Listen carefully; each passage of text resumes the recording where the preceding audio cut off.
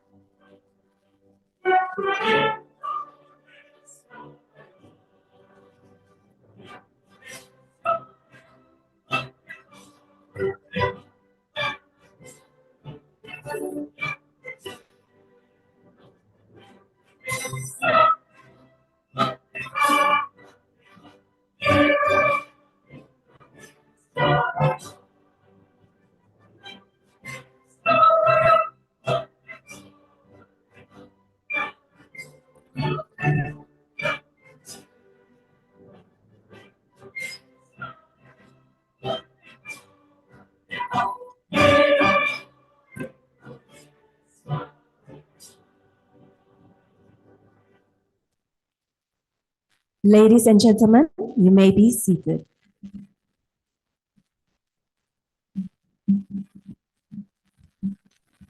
To formally open the 20th Sadli Lecture, we would like to invite the Dean of Faculty of Economics and Business, Ibu Yulianti, to deliver her keynote remarks. Without further ado, Ibu Yulianti, the floor is yours.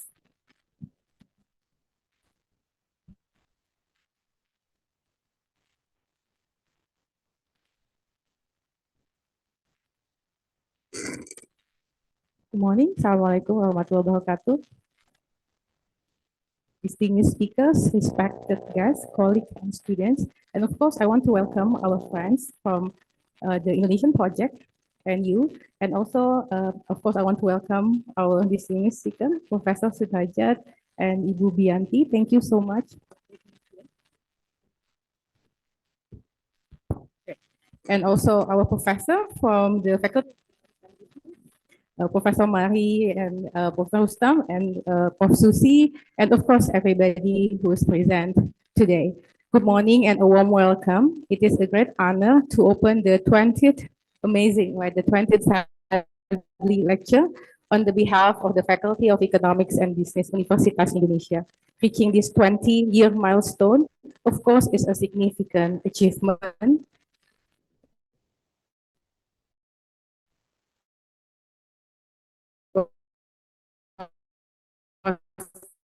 we have to thank today to honor the legacy of Professor Muhammad Sadli, whose family also present today.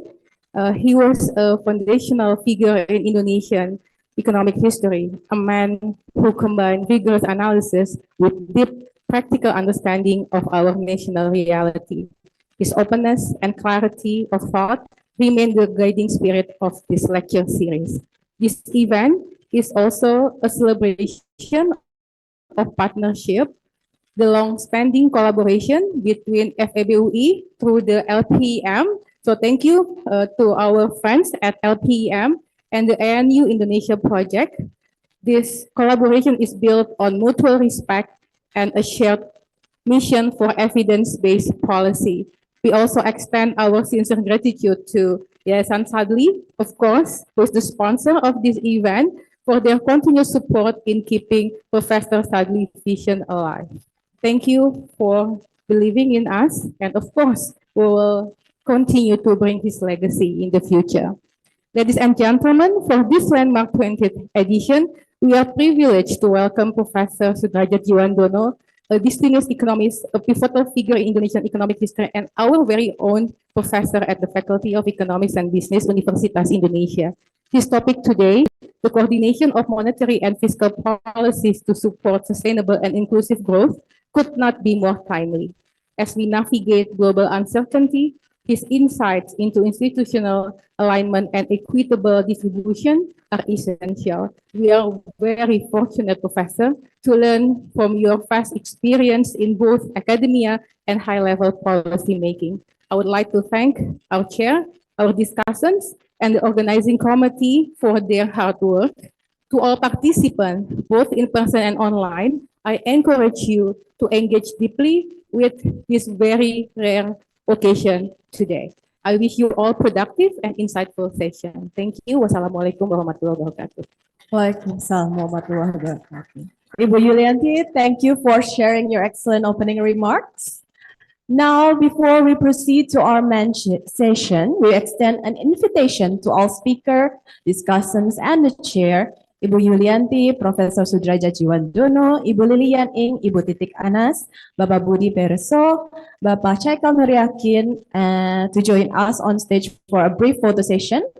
And we also would like to invite Bapak Denny Admiral as a representative from the Sadli family. Please come forward to the stage so we can take a picture.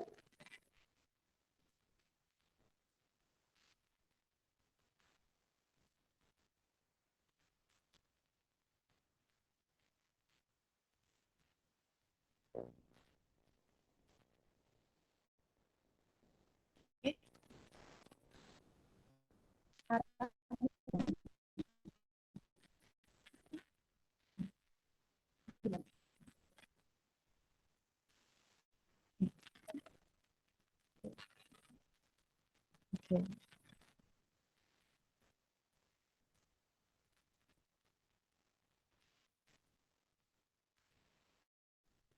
Okay, 1, 2, 3. Okay, 1, 2, 3. Okay, another one, 1, 2. Okay, but changing the 1, 2, 3. Okay. Okay. All right, thank you very much, everyone, speakers and discussants. You may now return to your seats.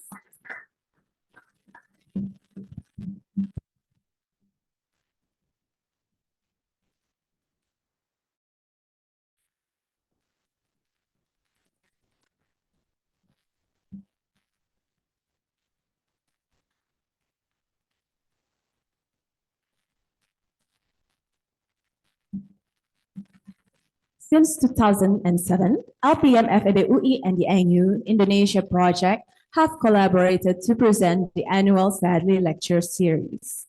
The lecture serves as a tribute to the late Professor Muhammad Sadli, a notable figure celebrated for his astute analysis of economic of Indonesia throughout his lifetime. This year's lecture will be delivered by Professor J. Soedradjad Djiwandono, Emeritus Professor of Economics at the Faculty of Economics and Business, Universitas Indonesia. The session is scheduled to run until 12 p.m. To all attendees and distinguished guests, we extend our best wishes for a productive and enlightening lecture. Before we begin, we would like to express our sincere gratitude to Yayasan Sadli, the sponsor of today's event, for their generous support. We truly appreciate their continued commitment in supporting knowledge exchange and policy dialogue. Now, it is my honor to invite Bapak Jahen Fahrul Reski, Vice Director of Research of the Institute for Economic and Social Research, LPM FEB UI, to chair today's lecture. Bapak Jahen, the stage is yours.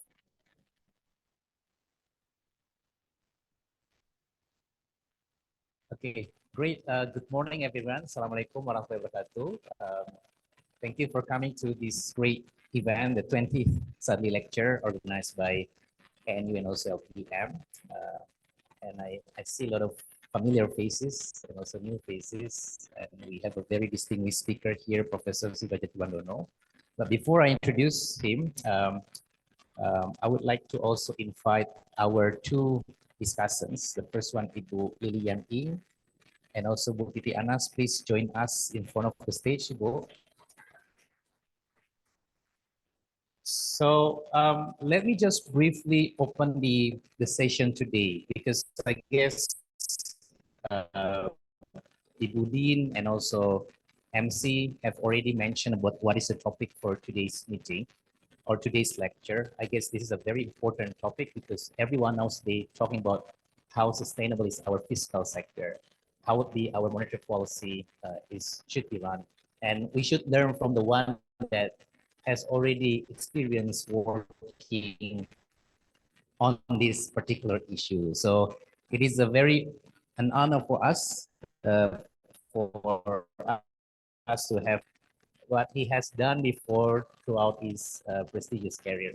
I've just read the notes, and I would like to hear more on you on the Diet Coke story, Professor. You mentioned about the Diet Coke story. Maybe he will tell us more on that, but feel free to, I mean, this is a very good experience to learn from Professor Soedradjad, and we're gonna have a Q&A session afterwards.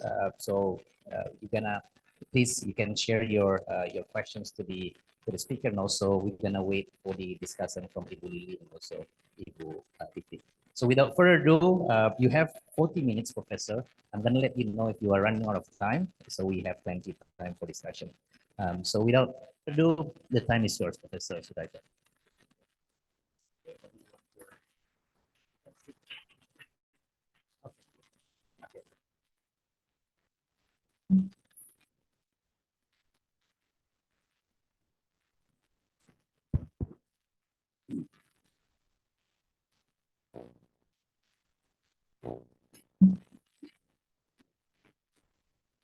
Honorable Dean of the Faculty of Economics, University of Indonesia, and the Director of the Innovation Project of ANU, Australian National University, Pak Budi.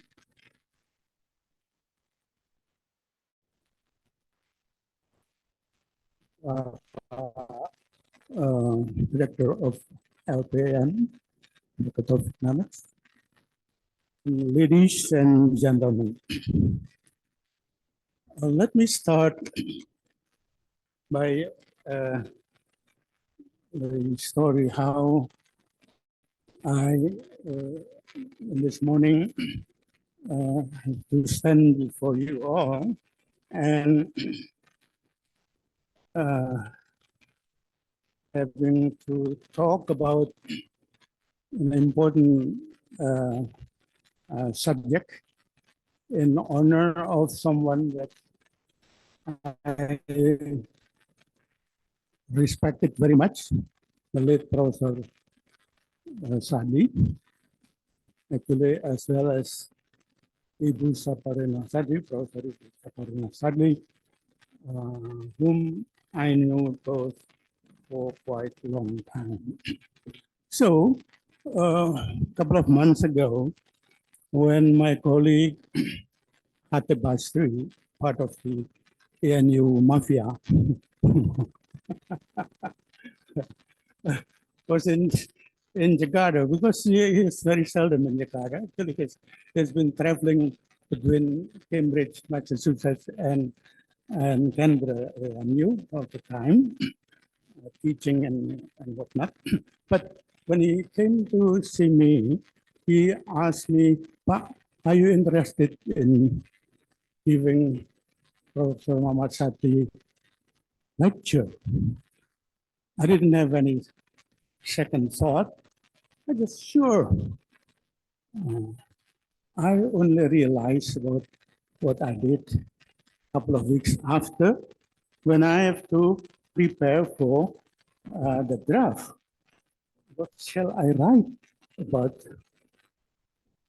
And Professor Budi was also actually a little bit threatening me, saying that this is 20 years of anniversary of the lecture, so it should be substantial.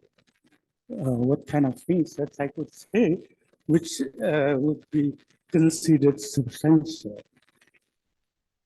So I have to sort of build a strategy, and I come back to my own, which is monetary economics.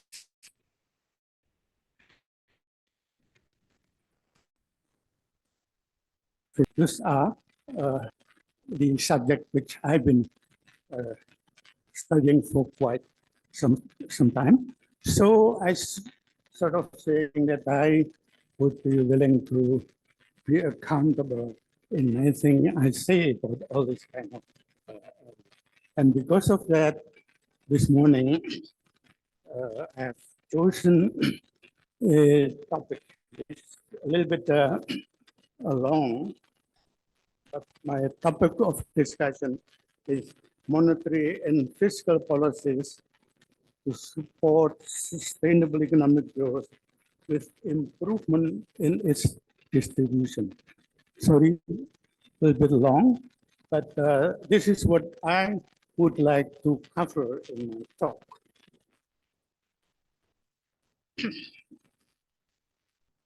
So in theory, at least, I could claim that I have some understanding about what I'm going to say. However, as people say, the proof of the pudding is in the eating, and that's what I think, that you are not disappointed of listening to what I'm going to say. The lecture itself is grounded in 3 decades of direct engagement with Indonesian economic policy, including 5 years as Governor of Bank Indonesia during one of the most turbulent periods in the country's history.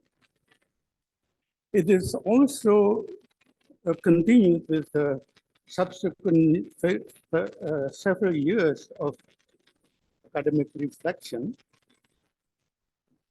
at the Institute of Southeast Asian Studies. Now it's called Yusuf Ishak Asian Studies, and also the Rajaratnam School of International Studies at Nanyang Technological University, where I was asked to design a program of international political economic studies for master degree level as well as for the doctorate level. So I was living in Singapore teaching economics during that period. But to understand why synchronization matters, it helps to start with the 2 major crises that tested Indonesia's policy architecture most severely. The Asian financial crisis of 1997-98, and then 10 years after, the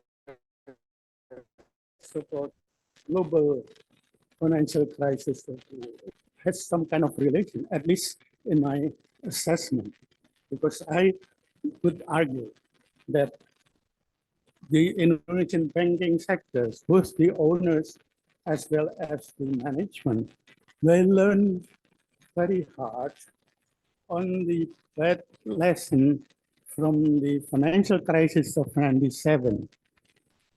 And after that, in some kind of a reconstruction period, they have been very diligent in fulfilling the requirement for the adequacy of capital, the capital adequacy ratio, as well as the compliance to Bank Indonesia supervision. Mind you, that at that time, there is no separate banking supervision yet. Everything is still in the hands of the central bank. I would like to start by retelling my experiences dealing with the onslaught of the Asian financial crisis, 97-98, against Indonesia's commercial bank when I was posted as governor of Bank Indonesia. Our financial sector was very open, which means that money, dollars, foreign money can go in and out very easily.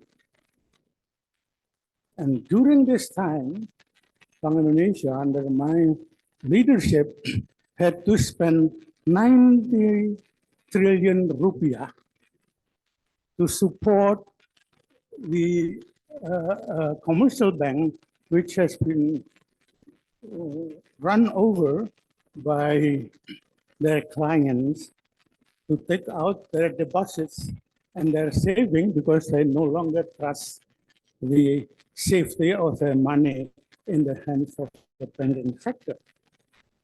That is why during that time, Bank Indonesia has to really be functioning as the lender of last resort, because the interbank lending was completely dead.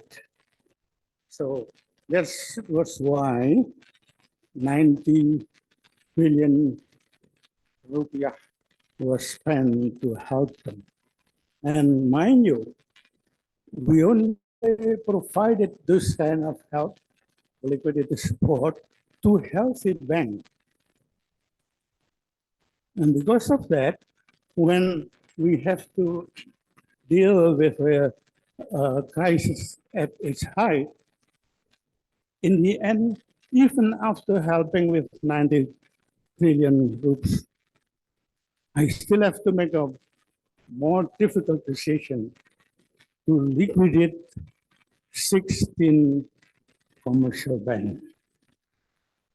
And that was, in the end, somewhat related to political development, as well maybe as my fate as official, because 3 out of the 16 banks happened to either 100% or part of it to the President Soeharto family. Maybe if for some of you who still have some memory, those are Bank Jakarta, owned by the brother of Pak Harto, Pak Prabowo Subianto, Bank Andromeda, owned partly by Bambang Tri, the son, and Bank Industri, owned partly by Titik. At the time, was still my in-law.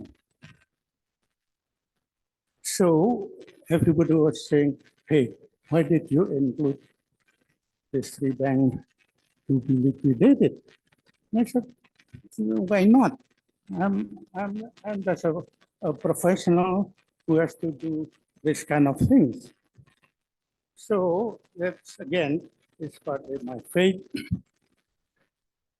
I was, in the end, being fired by President only 6 weeks before my terms were over. So actually, it's not real firing, right? Because it's only 6 weeks. If he waited for 6 weeks, I would be finished with my job anyway. But he wanted to make a point, sort of to punish me. So this guy has to go. And the bad thing about or the powerful thing about Pak Harto was that I didn't have any legal basis to fight back.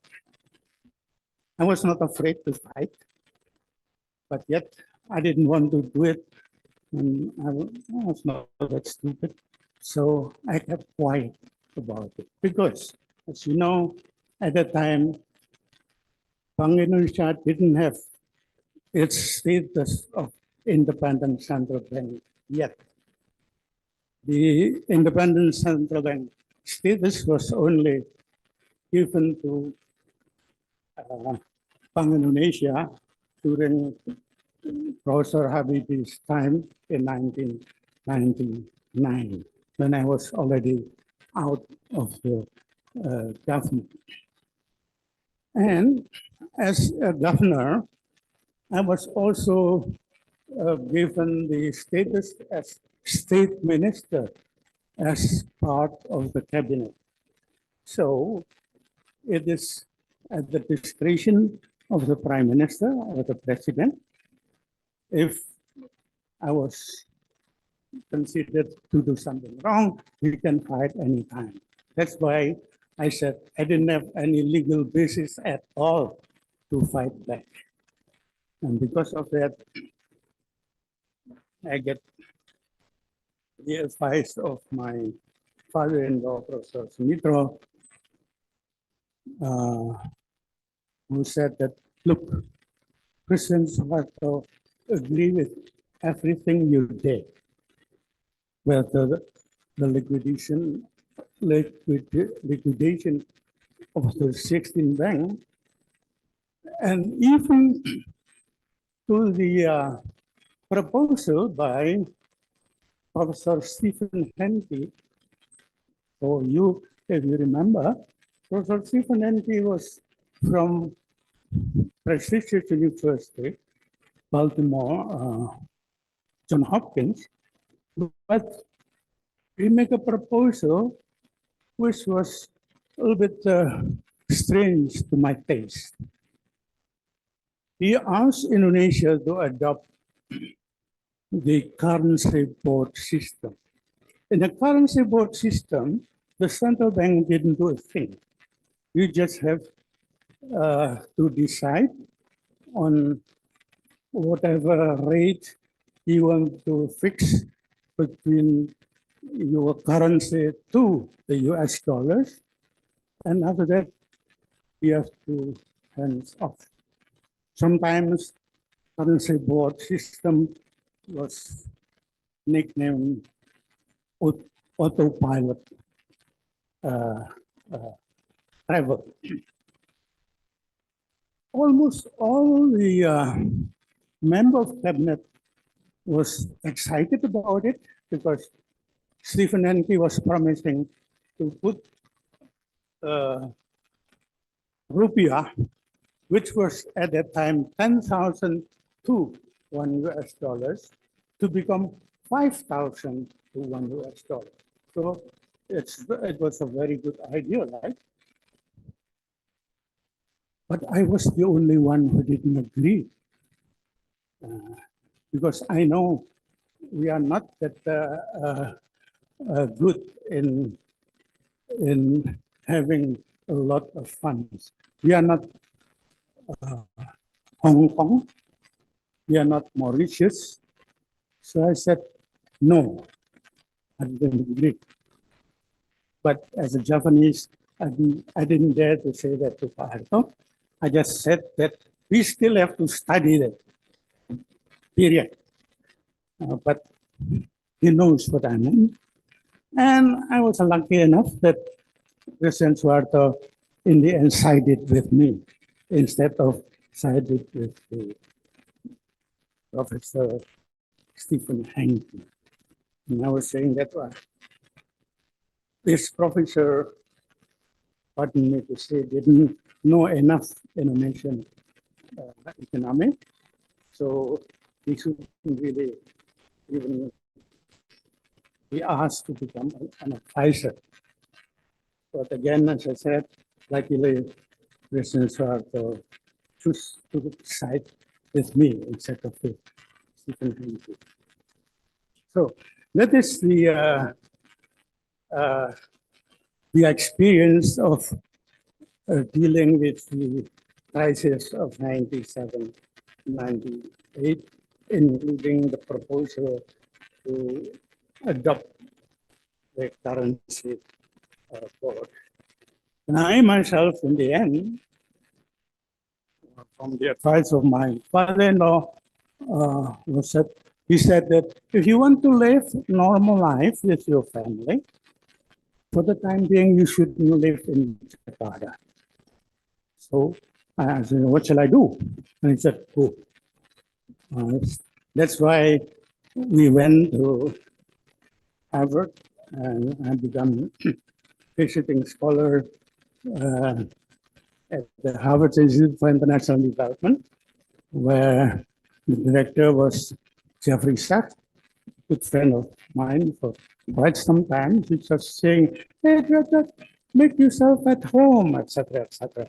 So we stayed there for about 3 years. And before the 3 years was over, another friend came, Deputy Prime Minister Lee Hsien Loong of Singapore, who used to work together with me during the Europe round. He was asking, after talking about a lot of things, are you interested in working in Singapore? And I don't have anything to do. And he said, of course, invite me. You know? So I came to Singapore with his letter. And first, nobody dared to refuse someone coming with the Deputy Prime Minister letter reference. So I joined the Institute of Southeast Asian Studies doing that, writing, etc., etc. But then again, before I finished 1 year, my friend, another friend, the former ambassador of Singapore to Jakarta, Ambassador Barry Desker, asked me to set up this program for international political economy. And that was the story why I stayed for 19 years in Singapore. So now let me see why, because despite everything, some people still criticizing, what did I do?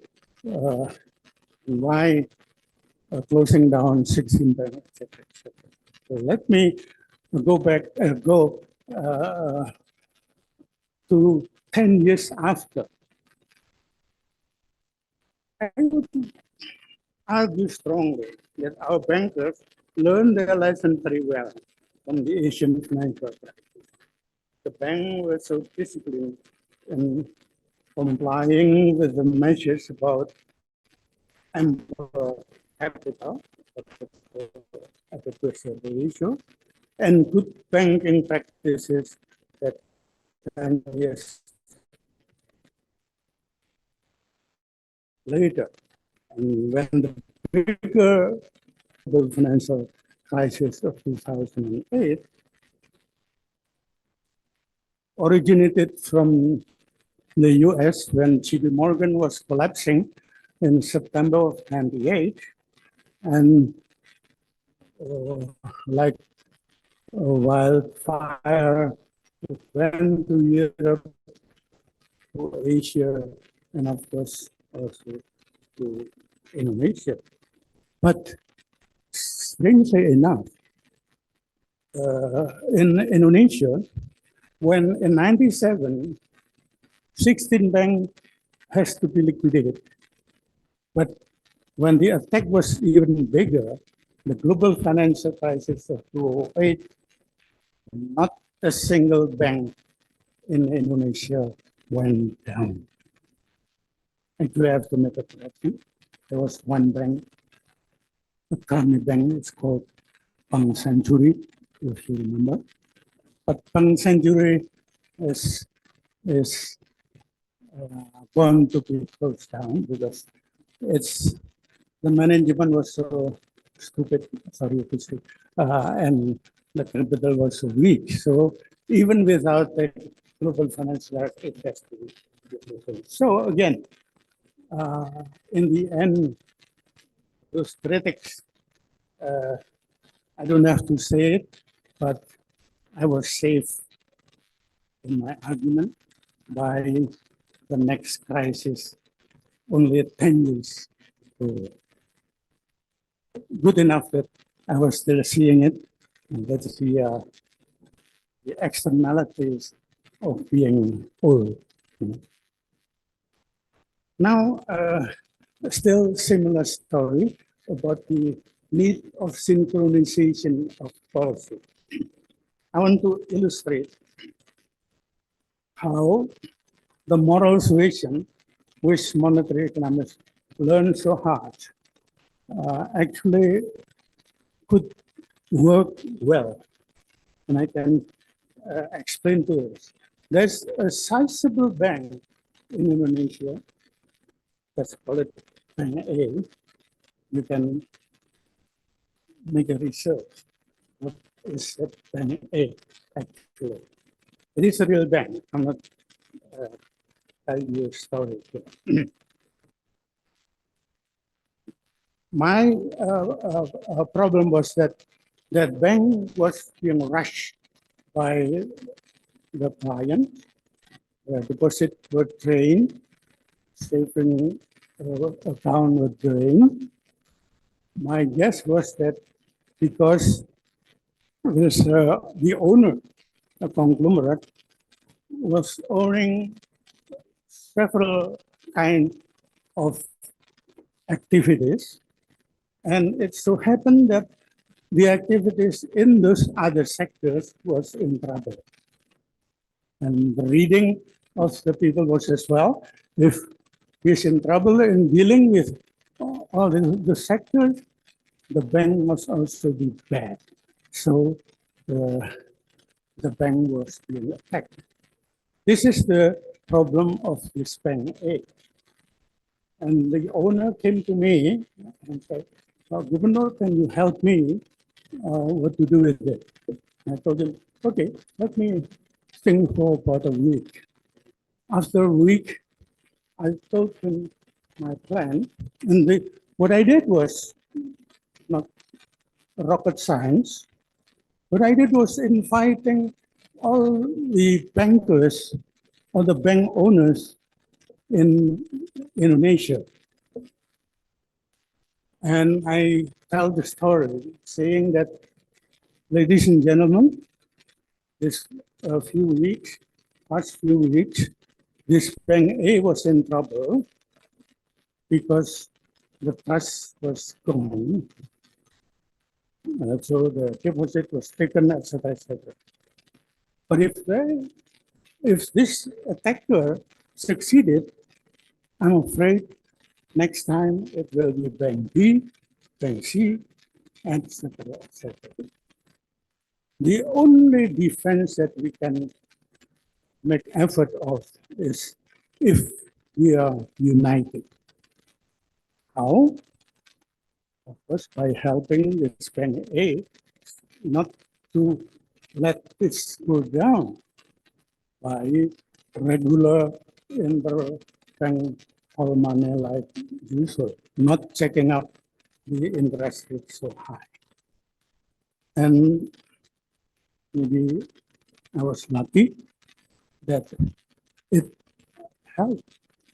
This bank was solved and everybody was happy. Of course, I was very happy because this things turn out to be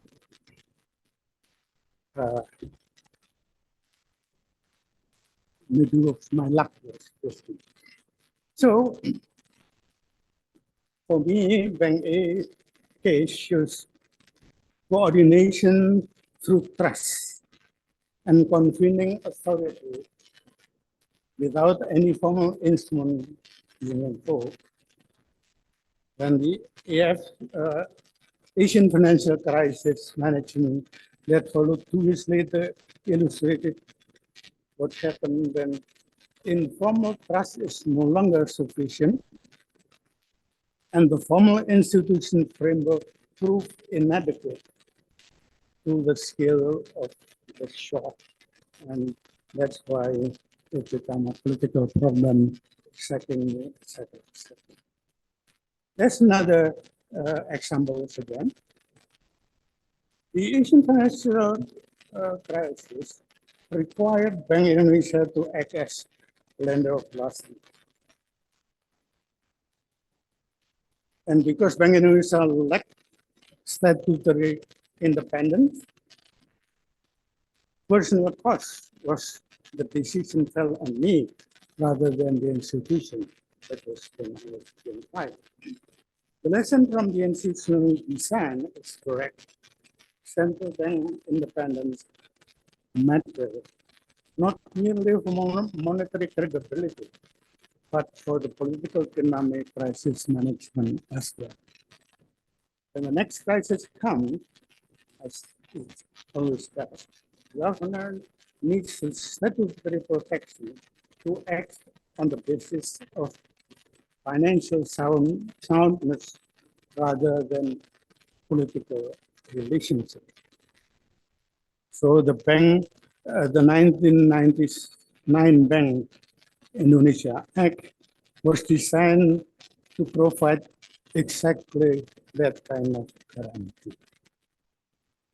And the post-Asian financial crisis resilience during the global financial crisis validate the institutional investment of that reform period.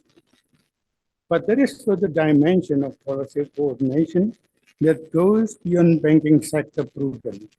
That is the coordination of fiscal and financial instruments in support of the real sector, which I give you an example in this following story. I'm sure most of you know that in the Sarinah department store, at the third level, as the area was full with handicraft produced by local Indonesian. At that time, the arrangement was that the producer put their product in consignment with the promise that Sarinah will pay in full at the most in 3 months. But many of them came to me saying that, Gubernur, I've been putting my handicraft for more than a year, and I still didn't get any payment. Again, actually, this is a very difficult mathematical problem, not rocket science. So the way I did was I asked the president director of the Bank Rakyat Indonesia, BRI, at the time was the late Pak Kamardi Arif.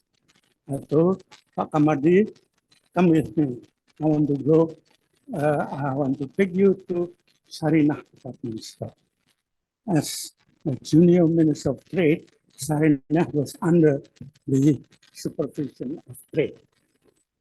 So I came there and I told them, I will give the BRI a new business that is providing support, providing credit to the producer of this handicraft, but to PT Sarina. PT Sarina has a lot of asset to be, you know, what do you call it, to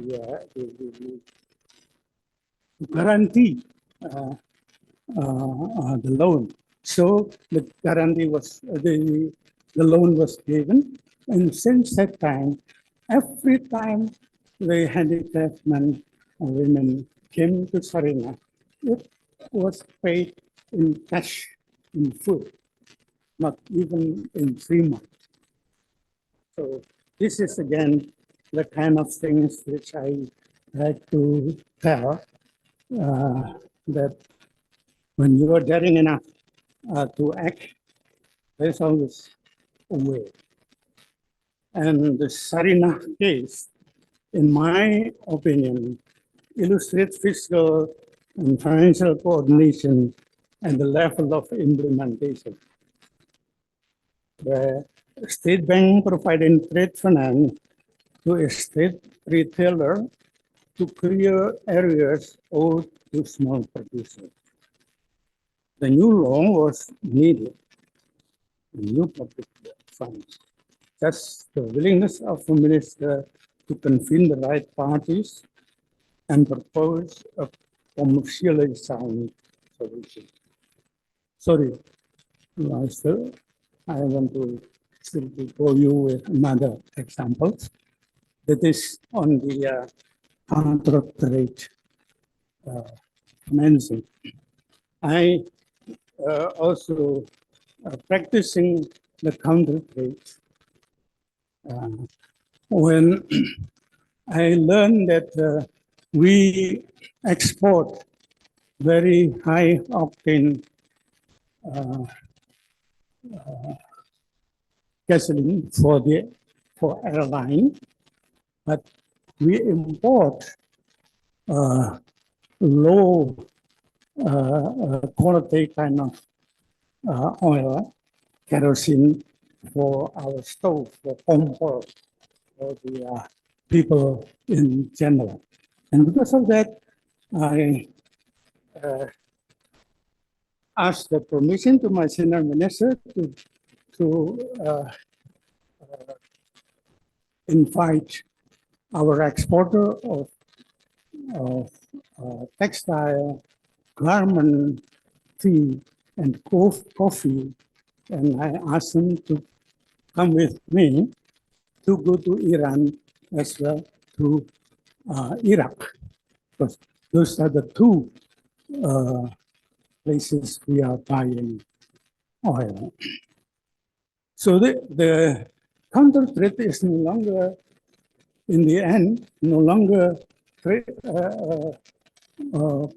commodity versus commodity, because I also invited Bank Indonesia to deal in the payment of this kind of export and import.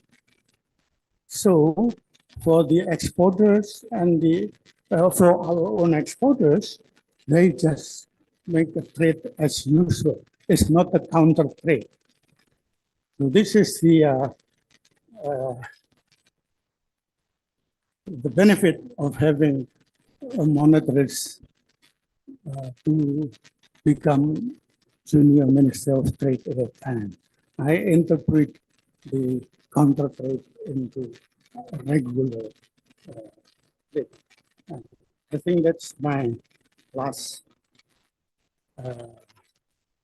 example. Now, the current challenge. The case studies above are drawn from the past, but their lessons have direct bearing on the challenges Indonesia faces today. Two stand out: the structural weaknesses of Indonesia's fiscal space, its capacity. Our tax ratio was only something like 10%, 11%. During the Orde Baru, the tax ratio was 16%. the developed economies tax ratio was like 30%, but he has the 10%. So our fiscal space is very limited.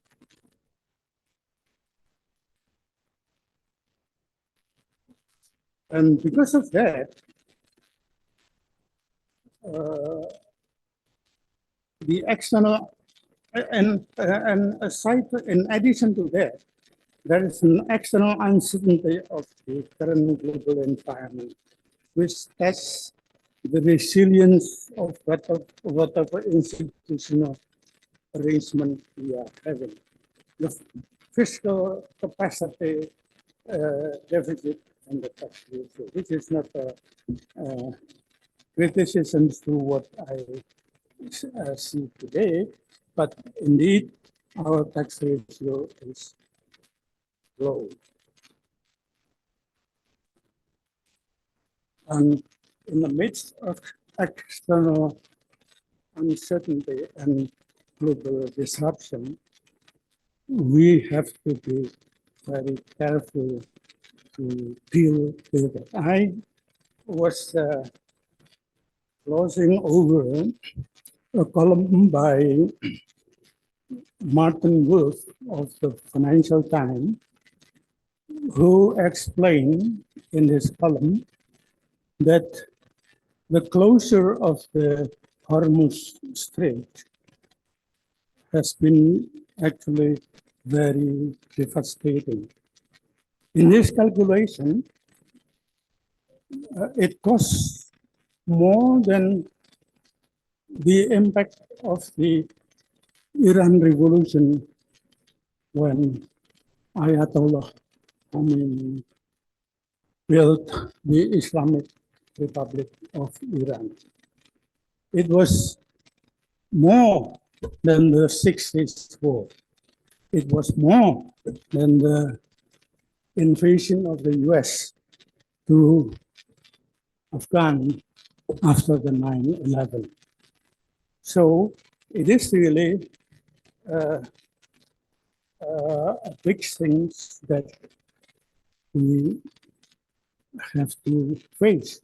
According to the statistics that Martin Wolf shows in his column, about 50% of the oil and gas trade will be disrupted. About 35% of the LNG that our family uses in Asia also be affected. Aluminum and several other things were in trouble. So because of that, I guess we have to be prepared. But in my opinion, we have been able to get other source like oil and gas. Now we buy also from Russia. And I heard that there is an approach to go to Nigeria. So I guess we are not going to be disturbed too much by Hormuz. It is not just my hope, but in my opinion. The experiences described in the preceding section points with a common set of lessons. I would like to draw those lessons together into a framework for what synchronized monetary and fiscal policy should look like in practice. The above discussion made me think about the related issue, the technocratic idea. In this respect, I could easily use the Suharto presidency as an example. It was President Suharto's daring and smart decision, in my opinion, when he took over the presidency in 1966, to ask a group of academics, mostly but not fully economics, mostly from the faculty of economics, our faculty. To advise him in the administration in the beginning, but later also joining the position as a cabinet minister.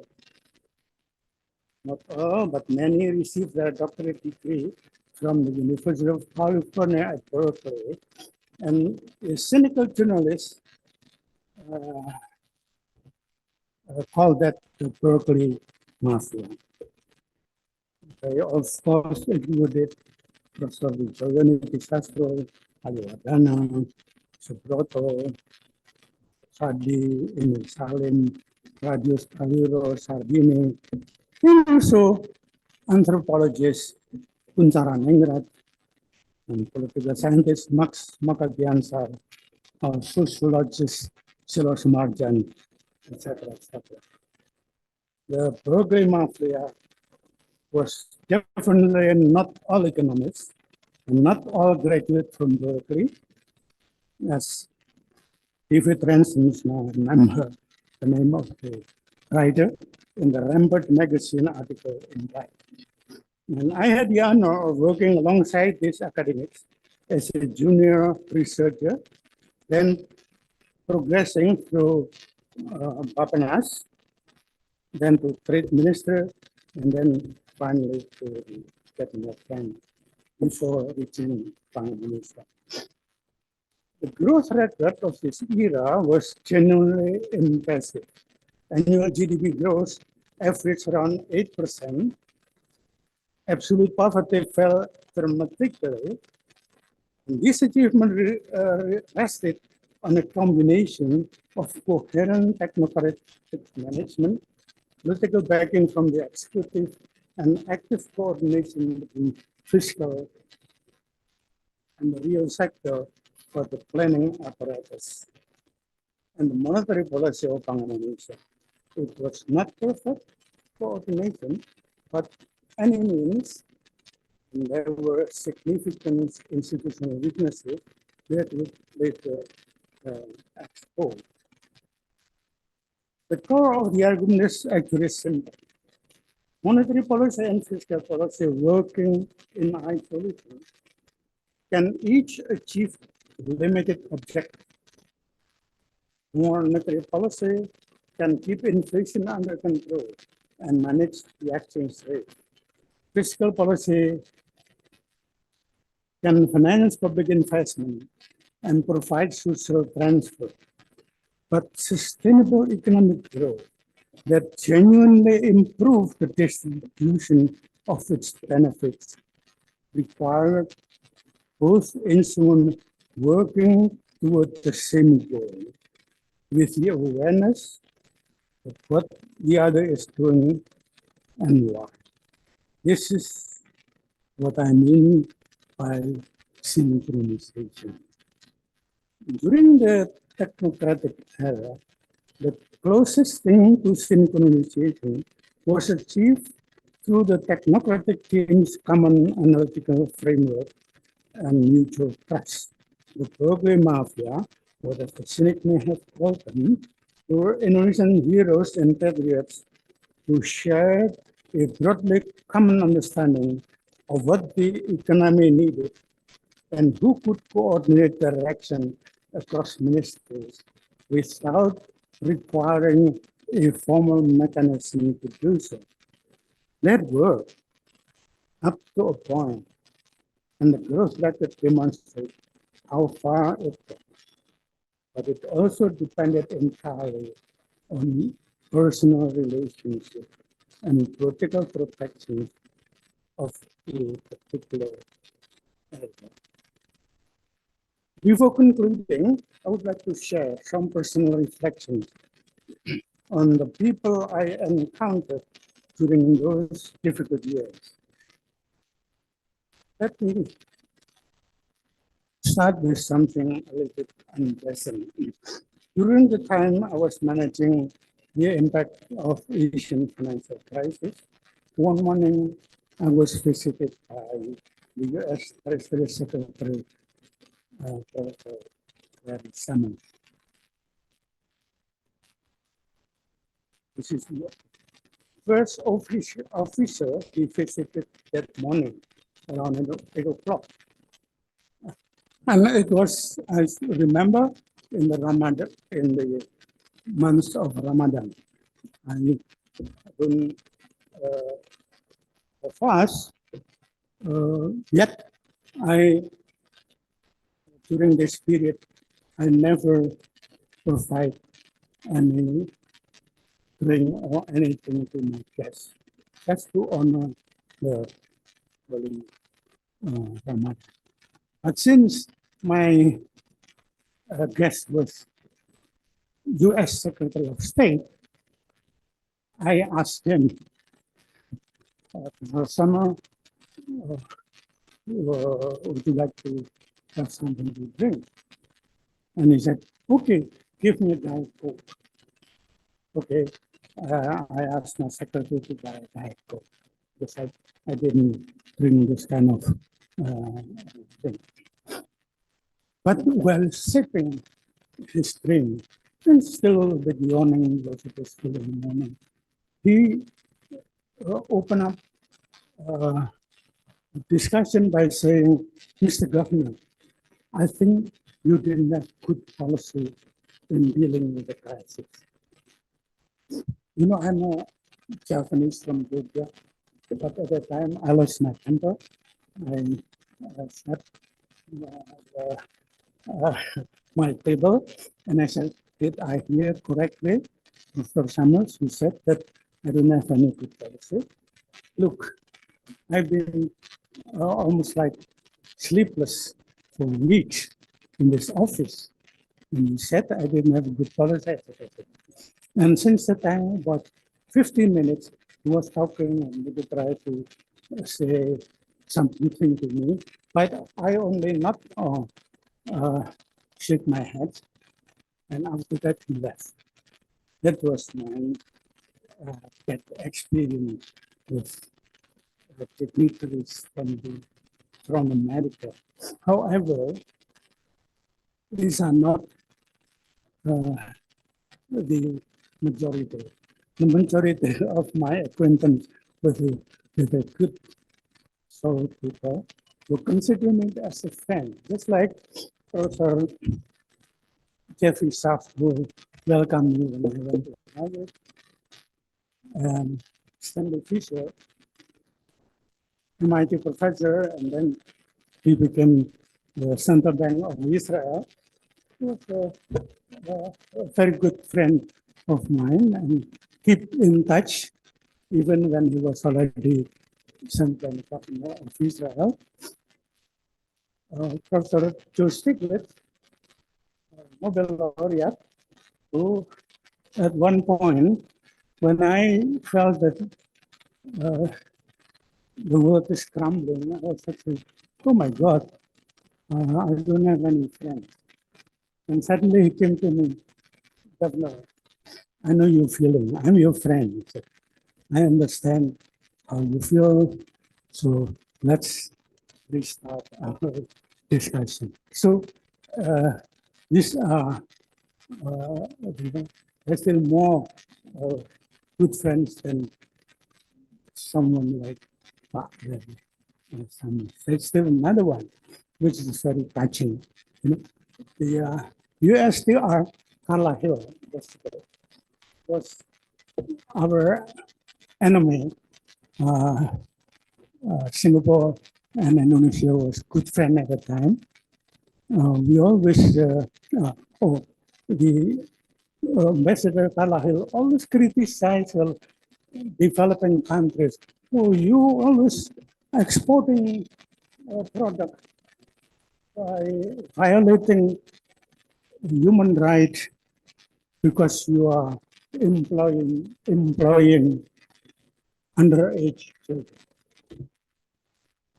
Or even you are using prisoner to do the work.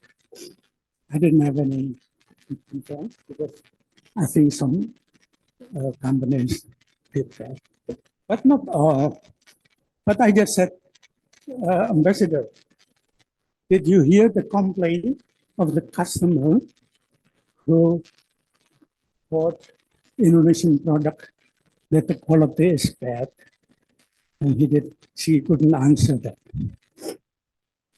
But that same lady, when she heard, because when I was fired by Pak Harto, it was reported in New York Times, Washington Post, in Herald Tribune, and she read about it.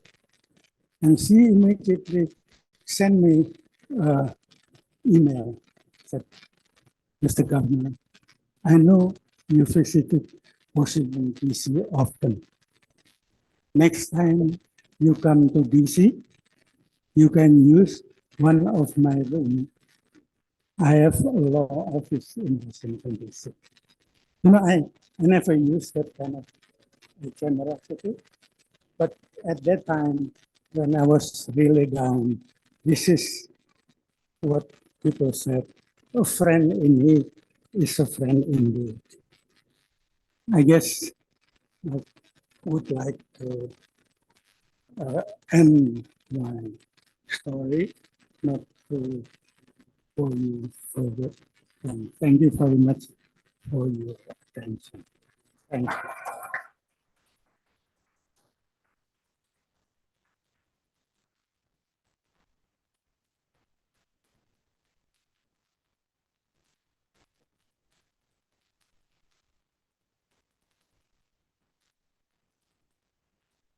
Thank you, Professor Rajat. It was like listening to a storytelling, right?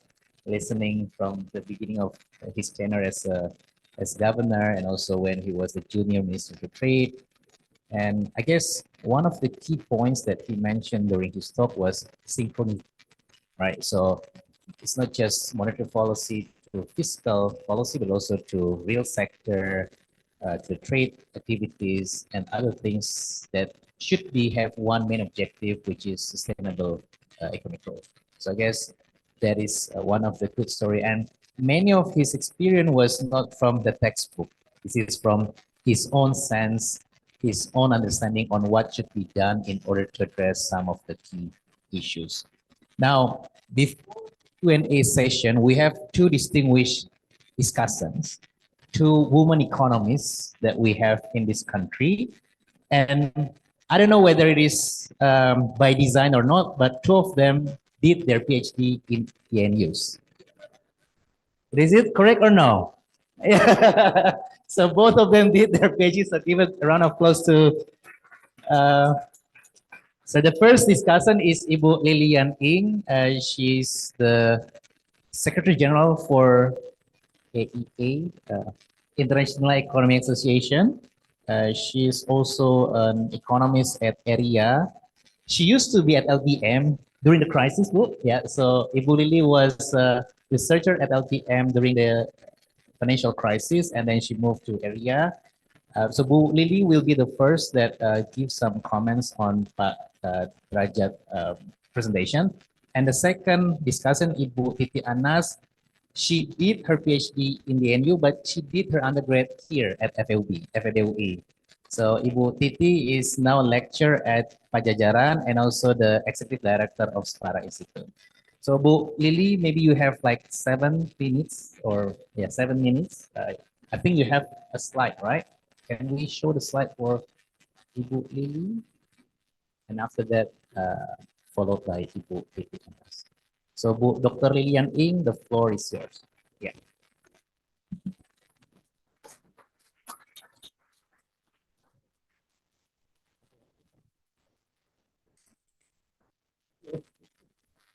A very good morning, everyone.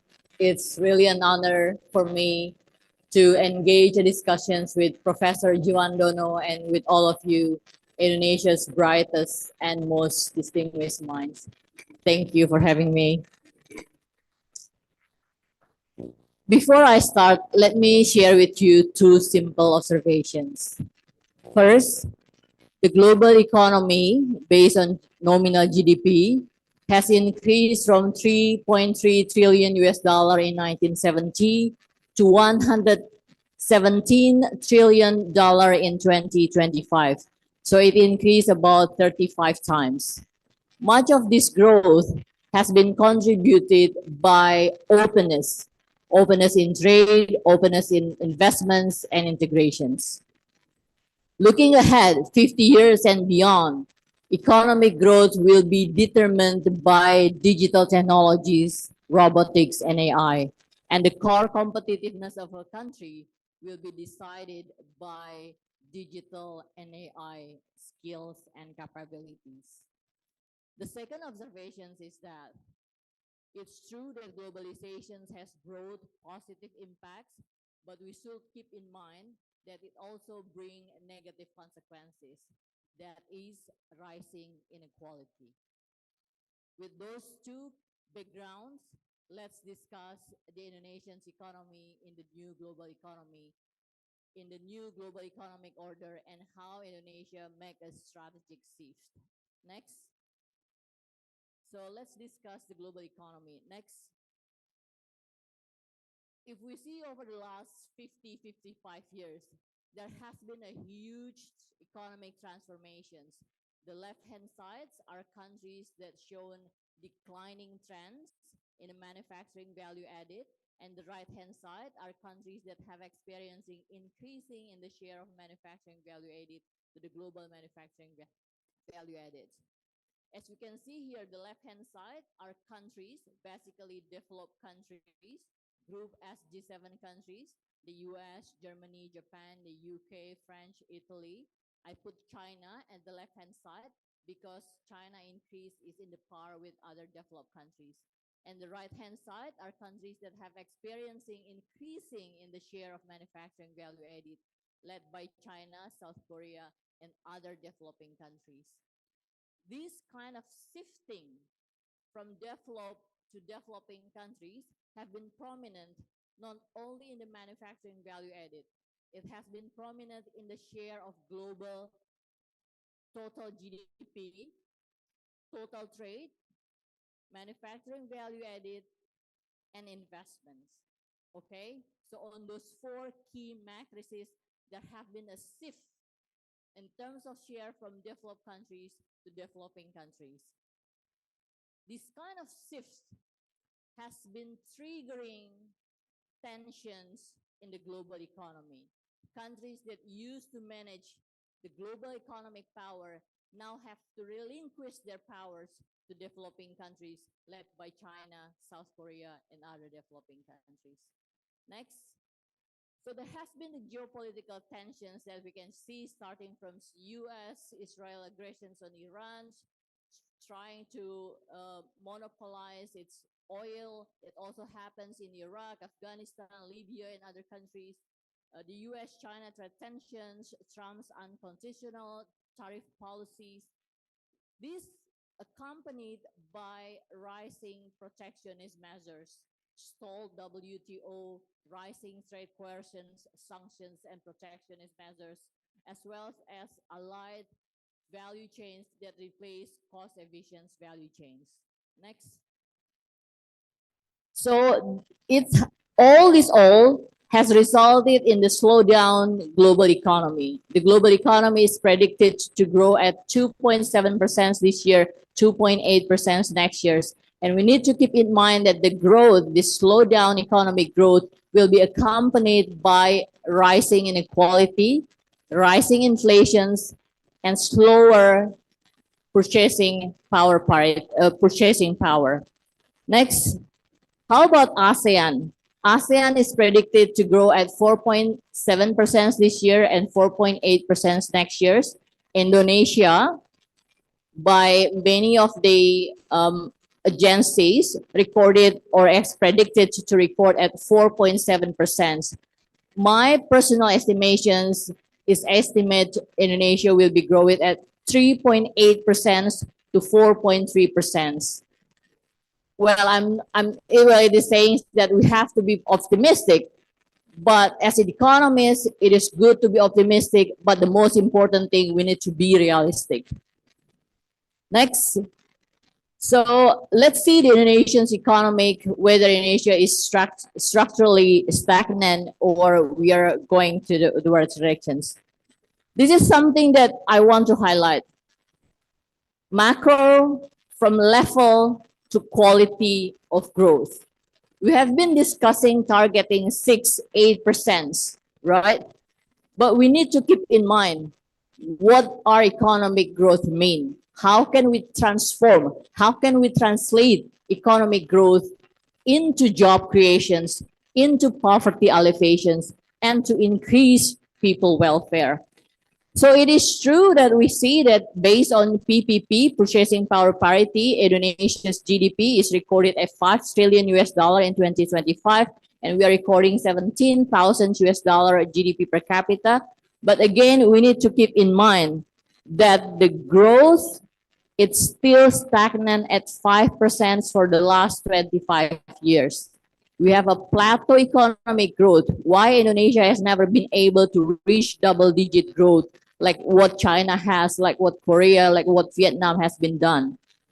And another caveat is that human capital in Indonesia has been stagnant at 0.554, while Singapore has been reaching 0.88, South Korea has been reaching 0.84, and other ASEAN countries are even higher than Indonesia's human capital index. So this is again something that we should shift our lens, not only talking about the level of economic growth, but how is the quality of economic growth. From this, I think Professor Djiwandono has dived into detail on monetary policy. I'm gonna go through into the three key components: fiscal, trade and industry, and investments. On fiscal, this is something again that we need to have a strategic shift, shifting from spending to strategic allocations. We all agree that in terms of debt, Indonesia still have manageable debt ratio to GDP at around 39-40%, even though we have rising interest rates, but overall debt are still manageable. But the key challenge here is that our tax ratio has been stagnant for the last decades at 10 to 11%. And the key is that we need to have wise spending. There has been an issue on the allocations of free lunch program on Danantara. So I think the government should be very wise in having the targeted beneficiaries. And from our calculations, the maximums of free lunch programs is only 8 trillion Indonesian rupiah for a year. That's only targeting those who are really in need of those free lunch programs. And the government can have a strategic allocations on something toward more productive, such as education, health, and infrastructure. Next, on trade in industries, as we can learn during the early days of Panglai Kim report and other scholars at that time, in the early development of Indonesia, 9 out of 10 Indonesia's key export products were dominated by resource-intensive products, coal and mining. Throughout 75 years of Indonesia's independence, now we are still standing 50% of Indonesia's exported products still dominated by resource-intensive products. And exactly the same coal and palm oil and their derivative products.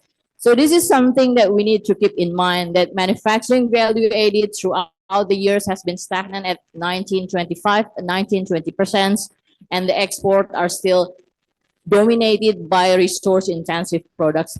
So this is our homework on how we are moving from extractions towards more value creations. Next. On investments, whether you are neoclassical school or whether you're liberal or neoliberal, whether you are import substitution school or export-oriented schools, everybody will be agreed that to be able to achieve economic growth, we need capital accumulations. And those capital accumulations should be translated into productivity gains. Otherwise, it will be just stagnant in there. So if we see here, this is the key signals that Indonesia should watch very carefully. I-core Indonesia has been stagnant at around 6%. That is among the highest compared to our peer countries. That's one of the reasons that investment in Indonesia is very, very inefficient. And that's why many of investors prefer our peer countries in that instead of investing in Indonesia. As the result, we see the ratio of foreign direct investments to GDP of Indonesia has been stagnant at around 1.5% to 2.5%.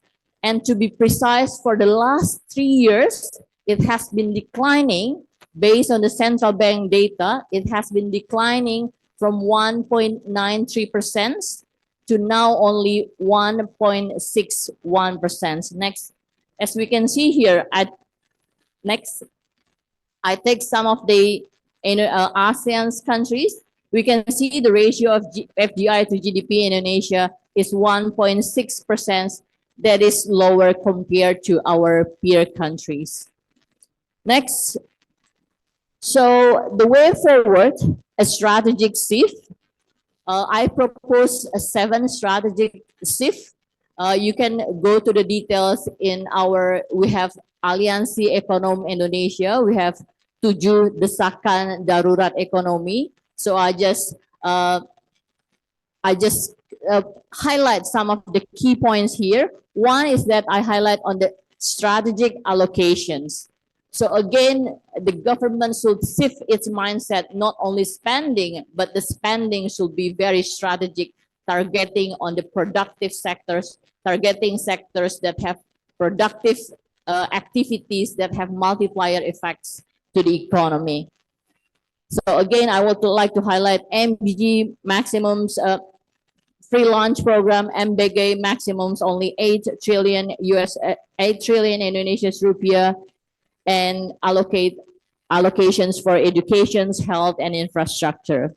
Second, to improve purchasing power parity, it is important for us to have a comprehensive tax reforms, tax-free for those who are earning less than 100 million Indonesia's rupiah, lower income tax, limit the value-added tax up to 8%. Currently, we have 12%.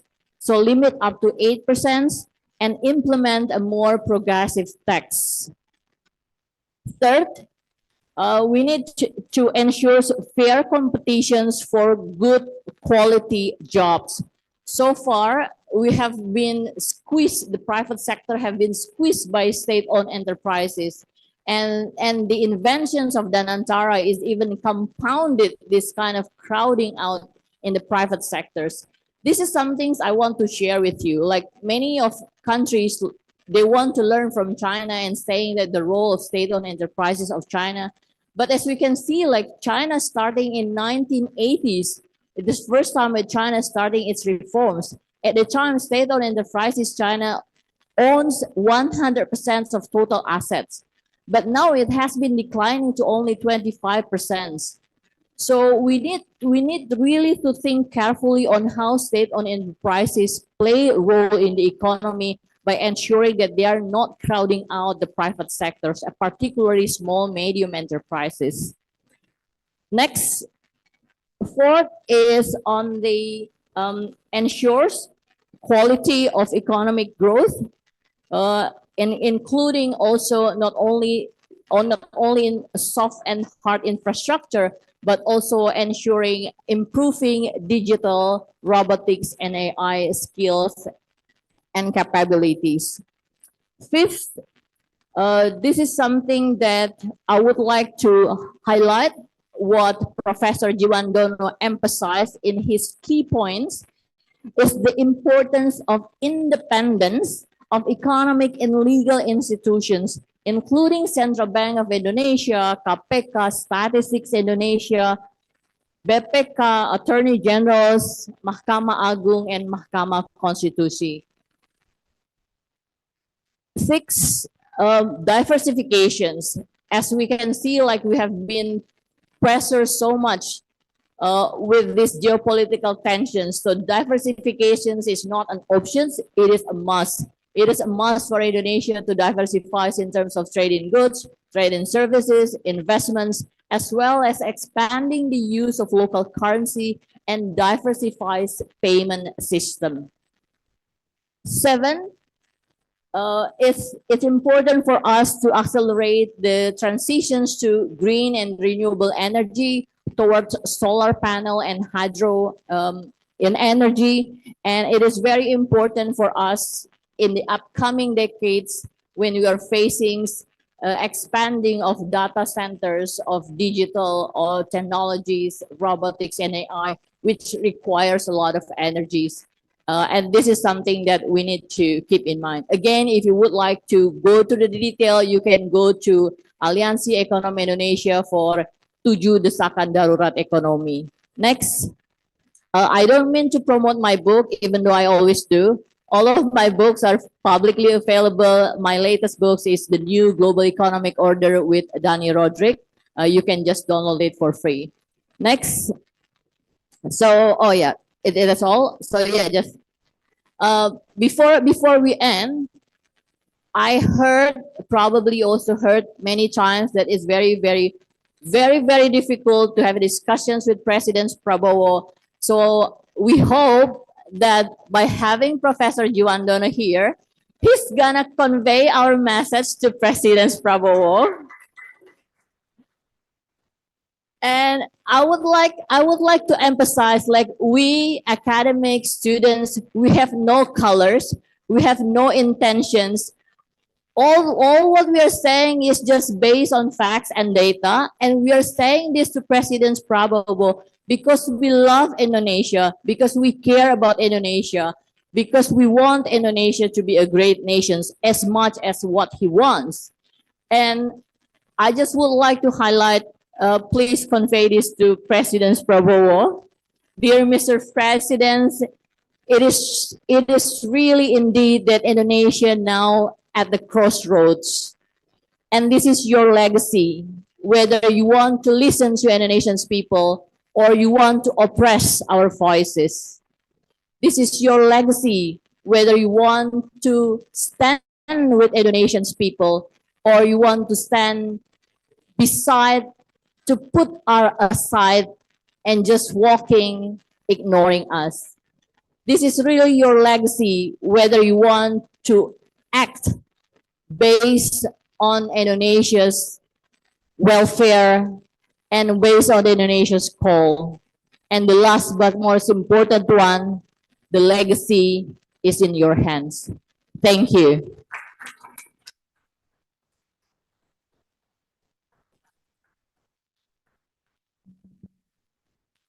Brilliant. Thank you, Bu Lili, for a very on-point closing remark. So I just want to highlight 4 key points that Bu Lili just mentioned. The first one is we shouldn't care merely on level, but also the quality of growth, because nowadays people are very concerned about how to achieve high growth instead of the quality of the growth itself. Also on the value creation instead of just downstreaming. Also how you can ensure to create more productivity gains from investment. And finally, this is everyone is talking about how to be strategic in allocating the funding, the budget. Professor Djiwandono, you will respond on that later on, but let me go to Ibu Titik Anas, Dr. Titik Anas, that will also provide her comment or perspective on what just being described by Professor Djiwandono. So 15 minutes for you as well, Ibu Titik Anas.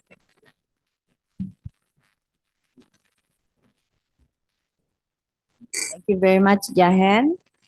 Thank you very much, Indonesia Project, ANU and LPM for inviting me to give some remarks based on Padjadjaran paper.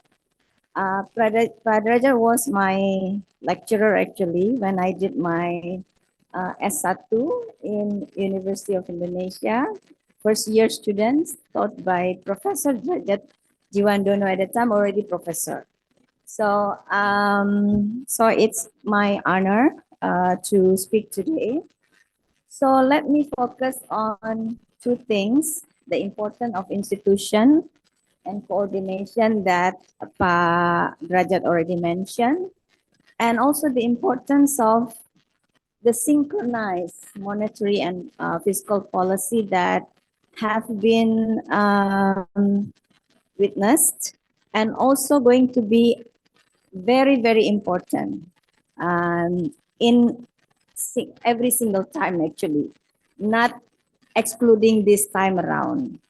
So based on Derajat already elaborative explanation, based on his first-hand experience, we learned that this is what we call Sadli law. Bad times give rise to good policy. Good times give rise to bad policy. So after the post-Asian financial crisis, we built institutions to ensure the stability of the financial sector. So what Padjadjaran already explained, that we lack of the independence of the central bank during his time at the central bank. After the Asian financial crisis, Indonesia established the law of the Bank Indonesia that give independence to the Bank Indonesia, so that is not, or it cannot be politicized, or cannot be the cash or the cashier for the government like it was in the past. So that one important institutional building in Indonesia to ensure the stability of the financial sector. The second one is the establishment of the Deposit Guarantee Corporation, atau kita sebutnya lembaga penjaminan deposito. As we learn from our Asian financial crisis, that people rush to the bank because they are afraid that the money is gone because of the crisis. To that concern, the government established undang-undang tentang lembaga penjaminan pinjaman dan established the corporation, so that small depositors particularly are protected their money in the bank. That's the second institutional building that we have. Then we have the separation of the monetary or macroprudential regulation with the microprudential regulation, which is the separation of Bank Indonesia and OJK, the Authority for Financial Sector. With this, then coordination is an issue.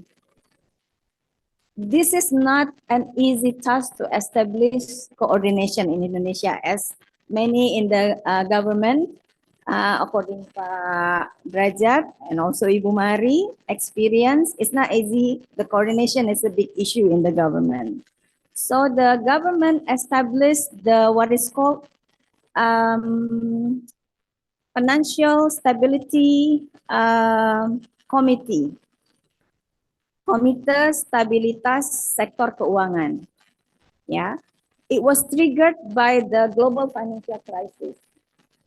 It was triggered by the global financial crisis because there is a need for coordinated effort to solve the Bank Senturi case. So the KSSK at that time was established by Perpu, which later was not approved by the parliament. So that's a difficulty to establish institution. But the KSSK already worked based on the Perpu, of course, and bail out the Bank Senturi, disclosed Bank Senturi. Later, in the Undang-Undang OJK, the KSSK is established because the Perpu was not approved by the parliament.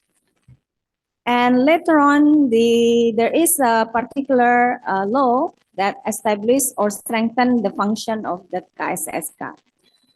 And we learn from history that we wrote quite extensively in the book with Pak Dean, Vice Dean of FEB, called Keeping Indonesia Safe. This highlights the work of the KSSK during the COVID time.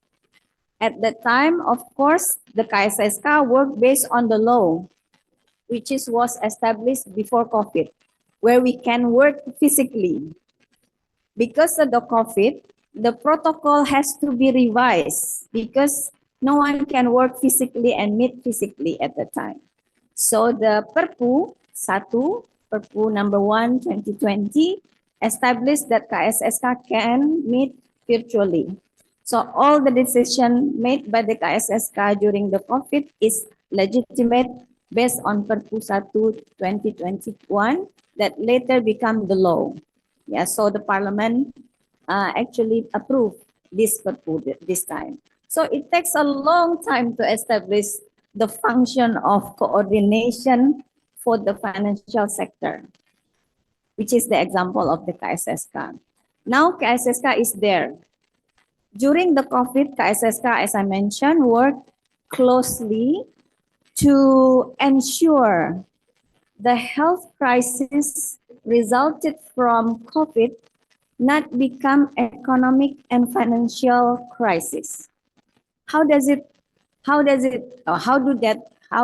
they do it?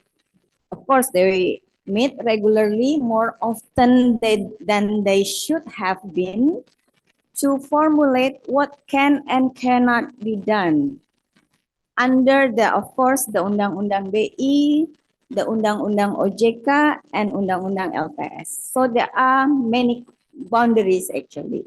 So they have to live and also Undang-Undang Keuangan Negara, because during COVID, the fiscal need to be expanded, while the Undang-Undang Keuangan Negara says that the limit can only 3%. So they discuss thoroughly what can be done and what can be removed from the existing law. Then it becomes the Perpu number 1. Yeah. So fiscal has to be expanded. Bank Central should be allowed to have that burden sharing to finance bit of the fiscal expansion, which is not allowed under the previous central bank law, of course. But of course, because of this coordination, everything formulated with thorough consultation across the parties. Then it was decided that the central bank can finance the spending for social protection with zero interest, but has to be the Ministry of Finance has to pay interest for those support that goes to the private sectors. So the example of this work of coordination and trust that Pak Derajat mentioned is practiced under the KSSK framework. So we have that synchronized fiscal and monetary in place during that time. Of course, it's not easy. Each of the institution has their own mandate, right? The Bank Central has its own mandate, the OJK has its own mandate, the Ministry of Finance has its own mandate. We see even nowadays that each particular institution try to maximize their use of their authority to deliver the mandate, right? For example, SBN versus the SRBI, that kind of tension, right? It's always there. But somehow this coordination under KSSK try to solve that differences. Now, so if we see the graph on the left suggesting that we are negatively affected by COVID, but we bounce back quite quickly. So in 2021, we already experienced the positive growth, partly because of the coordinated policy within the ministries, within the government, and also the financial institution, financial authorities, yeah, such as the OJK, BI, and LPS. So now let's talk about what we are currently facing. I think Lily already explained quite elaboratively I will highlight several things that make this coordination, trust, and synchronized monetary, fiscal, but also real sector policy are becoming more and more important. I should say that it is urgent because we don't have much time. We don't want another crisis to happen. So there are some signs that we in September, the Alliance already highlighted to the government. Some early warnings, some of the conditions that might lead us to another crisis. Lead, not actually crisis. But of course, in the government, we understand that it's different from us in the research world, the academic world. We can always work or suggest perfect policy recommendation or first best policy recommendation. But in the government landscape, there is rare case that we can have perfect policy. But as Pak Dede already wrote in his paper yesterday, what the government have is that the most feasible under all the circumstances that happen. So what we are having currently is the shock in the oil price and also the exchange rate and also the high inflation because of the energy price. And these two things are going to affect our fiscal negatively. Yeah.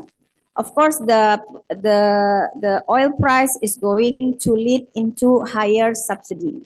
So the spending side will increase.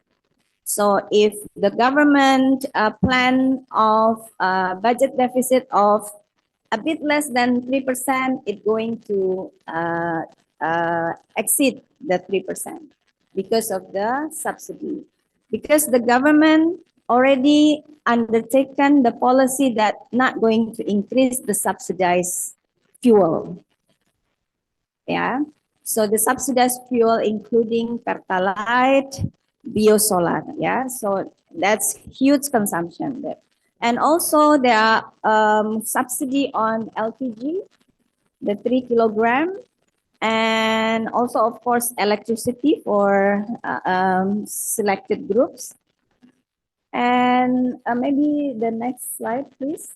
The higher inflation, of course, also affecting the fiscal and the exchange rate. This is also affecting fiscal. The more depreciation we have, the higher the deficit for our APBN. Yeah? The spread, of course, the spread seems like the Indonesian 10-year bonds is lower. The yield is quite lower, but the US even lower. So the spread is higher. Having a higher spread means that we have to pay more to our bondholders. This means that higher expenditure for the government, because if they run deficit, they have to issue bonds and they have to pay the bondholder. So it's another increase on the spending side. And we also see that because of the macroeconomic instability in a few months, even in starting 2025, we have quite significant outflow of capital. Yeah, if you see the red lines on the third graph on your right hand side, that's the red means that it is net capital outflow. So it is not yet there we are currently, it's still shaky. So anytime macroeconomic stability is in question by the investor, the capital might fly again. Yeah, so this is an important issue that we need to address as well. So maybe next slide. So Pak Derajat already mentioned for sustainable economic growth, we need synchronized fiscal monetary. I agree totally, Pak. with macro stability, macroeconomic stability is a must. Yeah, that's the anchor. Once we lost it, we lost everything. Like the FDI will not come and it will go somewhere else where it can ensure the macroeconomic stability. The macroeconomic stability requires two things: fiscal discipline, of course, targeted, strategic, as Lili mentioned. We only fight because we have limited fiscal space. So we have to have very careful assessment on what can be financed and what cannot be. I traveled to a UK last week with some of our colleagues from National Economic Council. We learned that for UK government, in order for spending to happen, they have to have a business case of that spending. What is this? So it's not only private sector has the business case. Even to use the public money, they have to explain the business case. So they have to have some kind of economic analysis. Why justification? Why that spending must go? Like what Lili mentioned, why MBG has to be more than 300 trillion, not a trillion, for example. So that has to be done before it's spent, not after it's spent. So the second one, micro and fiscal coordination to prevent the unnecessary exchange rate depreciation and also unnecessary capital outflow. And of course, not last but not least, the real sector policy. This is also important because our economy should be driven by private sector rather than public money. So if the real sector is growing, the economy will grow faster and more inclusively because everyone can benefit from the economy. So the licensing is an issue. Of course, even to set up a small business, it takes not only time, but also money. Nowadays, we talk about reformation, reformasi economy, the reform, economic reform in the 90s. It seems to be gone. It seems in terms of licensing, we are back to the 80s. It takes a long time and it takes more money to get licensing now. So this has to be addressed, and regulatory good practice has to be in place too. Everything has to be justified because we have limited resources. I think I end my talk there. Maybe one slide if what is missing. For coordination to take place, we have to have trust, like what Soedradjad already mentioned. Can this, for example, KSSK among the members, do they have trust on each others? I think that's my question. Thank you very much. Thank you. Thank you, Ibu Titi, for interesting again history on how the government created the KSSK and all of these coordinating institutions that we have just built, and also trying to address what are other issues that might need to be addressed carefully. Otherwise, we might also face another crisis in the future. So I will let Djiwandono to quick response to what I've just explained by Ibu Lili and also Bu. So,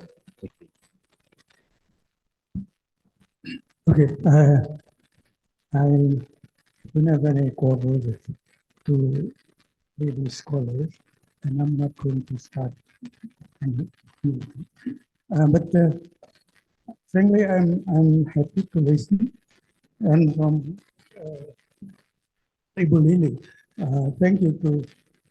It turned out that from your explanation, you are more optimistic than me, and you are looking to the future. So again, I'm not going to correlate that if it is the more accurate one.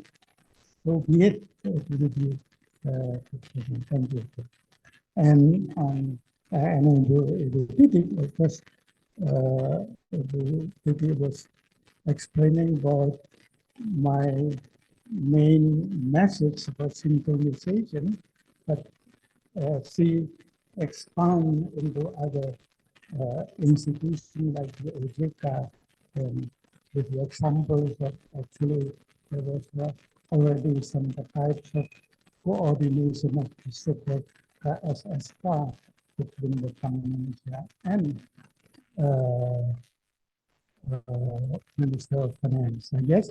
And of course, this we have to go back to the way I'm sorry to say, the monetary economists look at the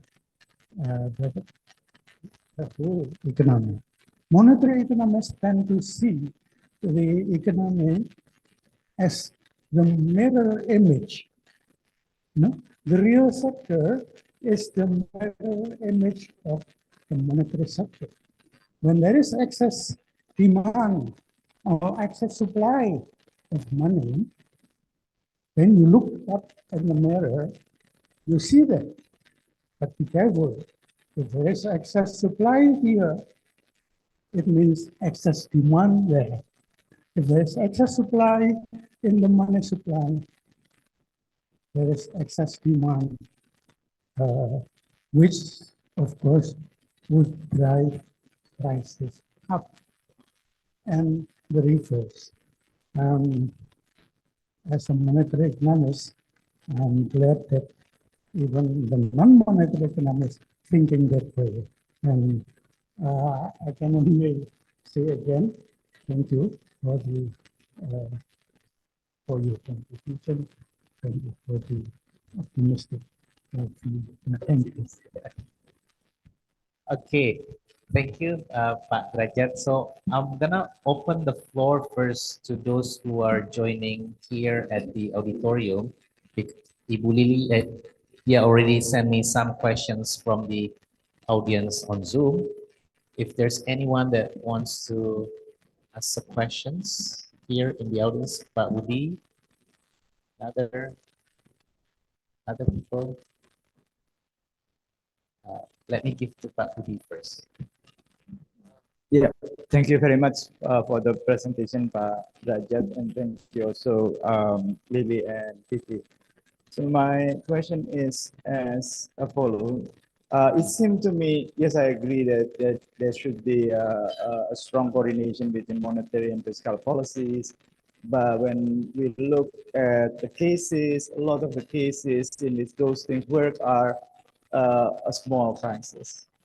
Now, when a crisis like the financial crisis 1997, 2008, and later we're going to maybe face, it doesn't seem to me that those things will be helpful because the global economy is actually, the stock is very big.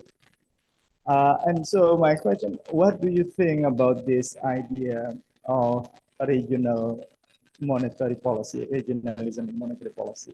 Should we start discussing that? And if it is, we start discussing that, how actually that concept fit with coordination between monetary and fiscal policy? Because monetary and fiscal policy is country-based, while a big shock we need to handle, it seems to me, at regional base.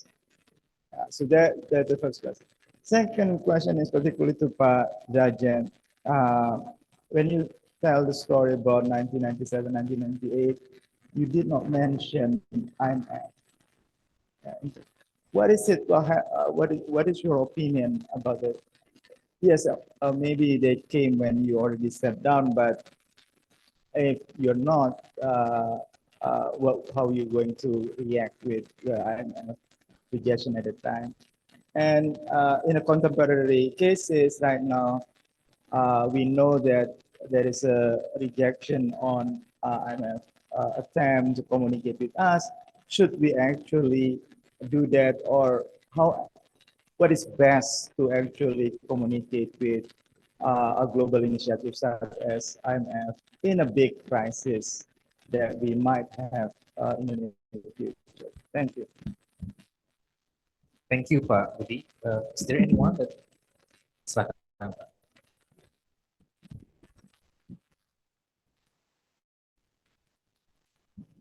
My name is Shahnan Purba from Yayasan Sadli.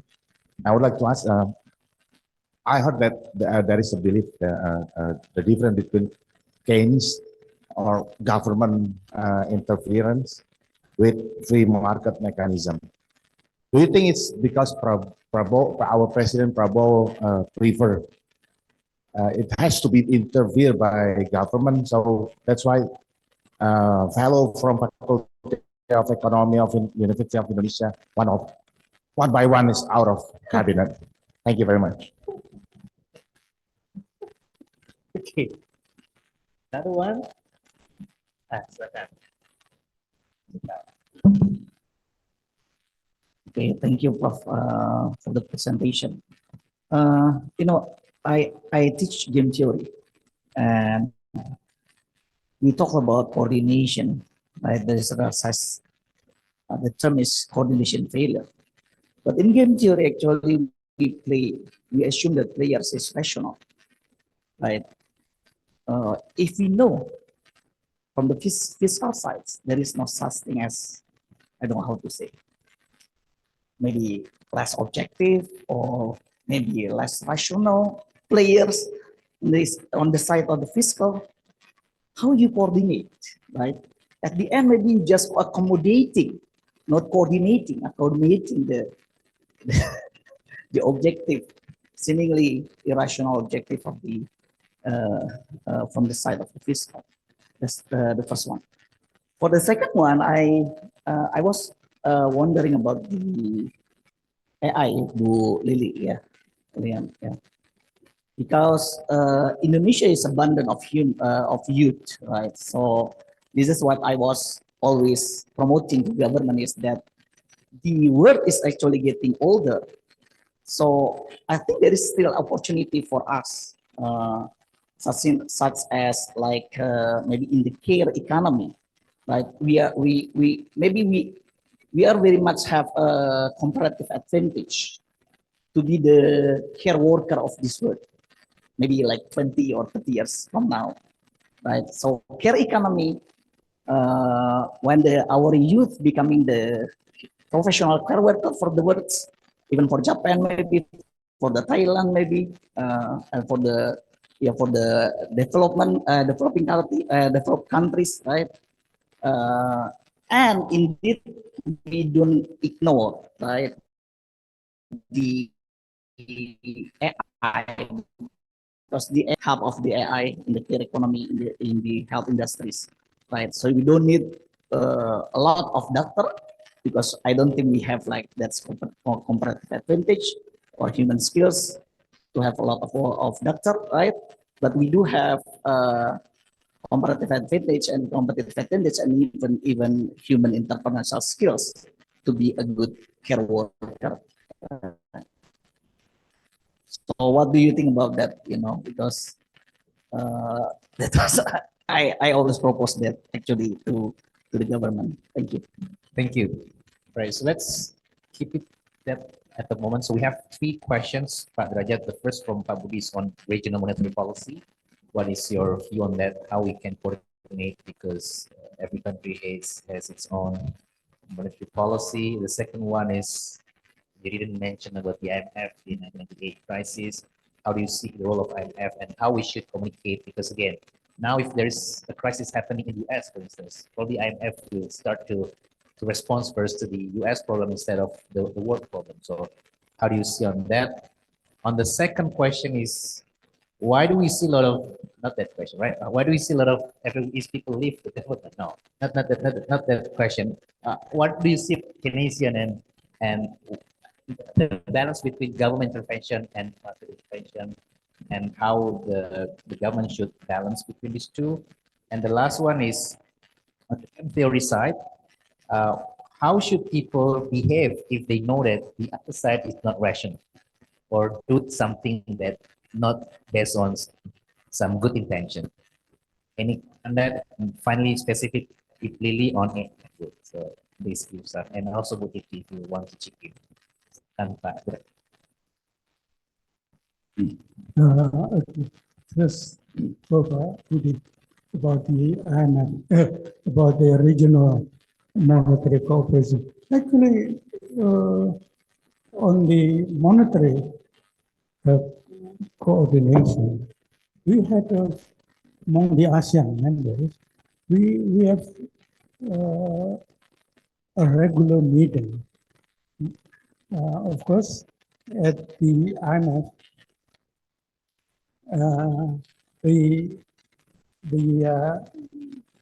our quota was a little bit strange the way they defined. Like Vanuatu was with us, but the Philippines was with the others, for instance. So ASEAN is not recognized by the IMF. But among ourselves, we have a bilateral among the central bank between Indonesia and Monetary Authority of Singapore, between Bank Indonesia and Bank of Thailand, and all of them under that. I guess the so-called Chiang Mai initiative was the example that we try to sort of help each other when there is some problem that coming from outside, suffering one of the members. Then the Chiang Mai initiative works. On the IMF status, I didn't mention at all, but our relation with the IMF was very good. And I was even suspect that when I mentioned about the proposal by Professor Stephen Henke about the currency board, Monsieur Tang Su was very adamant in saying, hey, be careful, such that in the end, listening to Tang Su more than to Stephen Henke, to my delay. So that's how I can say about it.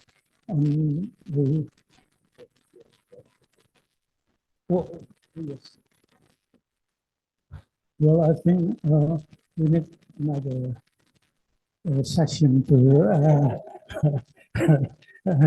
to discuss that. But this, indeed, it was. We can see that everywhere, for some period, the monetarist has something, has the call. Even in Latin America, the so-called Chilean boys, all of them were students of Milton Friedman. I'm also very well versed in Friedman monetary theory, but I cannot believe in everything he said. With him, every intervention is bad, which I don't believe in that. And of course, none of my seniors were agreeing in that. Even though they learn their economics from the classical, in the end, when like Professor Sumitro, he was in Rotterdam studying economics. Maybe at the time when Keynes was writing the general theory. And when it came out, a lot of the Keynes idea was taken by Sumitro in his book. This is what I would say. I hope that kind of tradition stays. Maybe I have one to make all of us to be humble. Remember the advice of very old man, Professor Walter Heller. He was the chairman of the Council of Economic Advisor of President Kennedy. So I'm talking about 1962 or 63.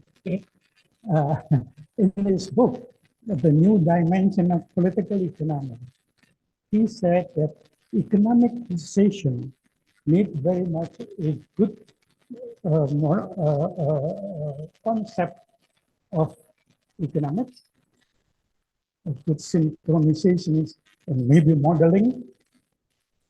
But he said, in the end, it still very much depends on good luck. You see, a great name like him was still talking about good luck. Just to tell us that, hey, even you are so good, don't be so proud, be humble. And because of this, you can build trust of each other. I give you my friendship with a good friend of mine during my time as governor. The Minister of Finance was the late Mari Muhammad. Mari Muhammad and me was really, our friendship was good. I can give you an example. I'm not a Muslim, but Mari Muhammad, because she's always praying 5 times a day. Whenever it is time to pray, and he was close to Bank Indonesia office, he just came to my room and used my room to pray. And in the end, I even provide the carpet for this one. And because of that, we trust each other so much. And without that, of course, it's very difficult. You talk about synchronization, this and that, but then you don't understand the person, you don't want even to listen. Okay, I'm sorry. Okay. So,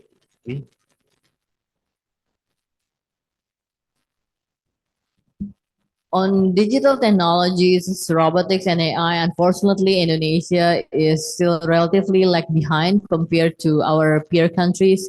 I'm taking examples like, actually, if we see over the last 5 years after Trump's imposed tariff in 2018 during his first administrations, there was a shift in foreign direct investments, relocations from China to ASEAN countries. And at the times, Malaysia, Singapore, and a bit of Vietnam have been taken most of the majority of relocations, particularly in semiconductors. Now Singapore contribute like 11% of the wafer fabrications, of the global wafer fabrications in the world. Malaysia contribute like 5% in the assembly, testing, and packaging, while Indonesia, we're still not in the map of semiconductors industry. In terms of robotics, we also don't have any kind of facilities and innovation centers. We are still importing a lot of robotics and automatic machineries, as well as equipments and parts. In terms of AI, again, we are still very, very, very much lag behind compared to our peer countries. The key is that, like I highlight in the beginning, the key is in the capital accumulations. We need to have capital accumulation that can be translated into productivity gains, that can be translated into improvements of human capitals. Because at the end of the day, let me quote the quotations from Tim Cook, CEO of Apple. The reasons that Apple invests in China, it's not because of the cheap labor in China. It's simply because of the quality and the amount of engineering in China.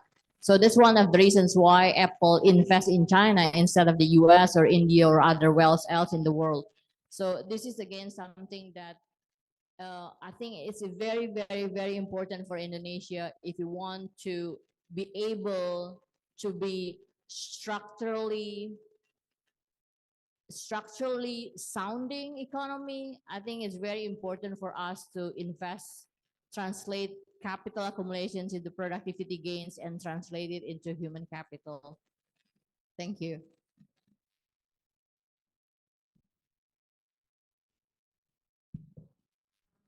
I think most of the question already addressed by Dajjat. I think I'd like to chip in a bit on intervention versus market oriented. Yeah. So I think the logic that suggesting that fiscal is kind of unlimited is false. Yeah. So we have very limited fiscal space. So if you have a limited fiscal space, means that you have to be careful in spending. So usually in the good regulatory practice, you ask question, should the government intervene or not? You have to have that checklist first. If yes, why it should be intervened, and should the government spend the money on that? So that checklist has to be filled in first before spending any kind of money. So because of the fiscal limitation, and while Indonesia is still developing countries, so there are huge development gap that need to be filled in. So for example, the public goods, have we provided with adequate public goods so far, public services? Not yet, right? So the money should be allocated there. If the checklist that you fill in said suggesting that there are private provisions on that particular sectors or activities, so the government should not be involved in that sector. What we see currently is that government involved in many aspects of our life, in the business with Danantara and so on, and many other things. Yeah, so I think the government fiscal particularly need to be streamlined so that the limited amount of money that we have can be spent wisely and efficiently. I think everything else has been covered. Thank you, Ibu Titi. If there's no questions from the audience here, we have 3 questions from the participants on Zoom, Pak Derajat and Ibu Titi. The first one is, I'm going to read the question. So the first one is from Ricardo Hugo from LSE. So now it's like early in the morning in London. So, and he's joining our event. So he's asking this question. In his research, he has been reading the D Javanese Bank, DJB, annual reports from the 1930s and sophisticated. So when Britain left 1931, DJB coordinated with Dutch private banks in the colony and resolved a speculative attack on the guilder within 1 week. So his question is, during the 1997-1998 crisis, was there any awareness at Bank of Indonesia of how its predecessor institution had handled the 1930s depression? And do you think that kind of historical institutional knowledge could have been useful? So that's the first question. The second question is from Sugianto Tandra, Castle Asia, specifically to Bu Lili. So he mentioned that Professor Soedradjad gave an example from his time as BI governor when he helped facilitate BRI financing to Sarina. So Sarina could pay small handicraft suppliers. That case shows how state institutions and banks can sometimes solve a real cash flow problem for small producers. But in your presentation, you warned that Indonesia now faces investment inefficiency, state dominance, and possible crowding out of the private sector. So where should Indonesia draw the line? When is, I think it's similar to the previous question, when is state coordination useful for productivity and inclusion? And when does it become distortion, favoritism, or inefficient state control? And the last question is from Pak Aswin Rifai from UPN Veteran, specifically to Pak Derajat. Suppose there is a major financial crisis happen again in Indonesia. We don't want it going to be true, but suppose it happens. What do you think would be the most likely trigger? Would it be similar to 1998 with excessive risk-taking and poor debt management in the private sector? Or would the risk today come more from the public sector, such as rising public debt, fiscal pressure, or imprudent government financing policies? So we have these three very good questions. Or DGB, the DGB is the previous history. Yes, as you know, the history of central banking in Indonesia is a little bit unique. Actually, our founding father was creating BNE 1946 to be the future central bank. It was originated, built by my grandfather, Pak Margono Joyo Hadikusumo.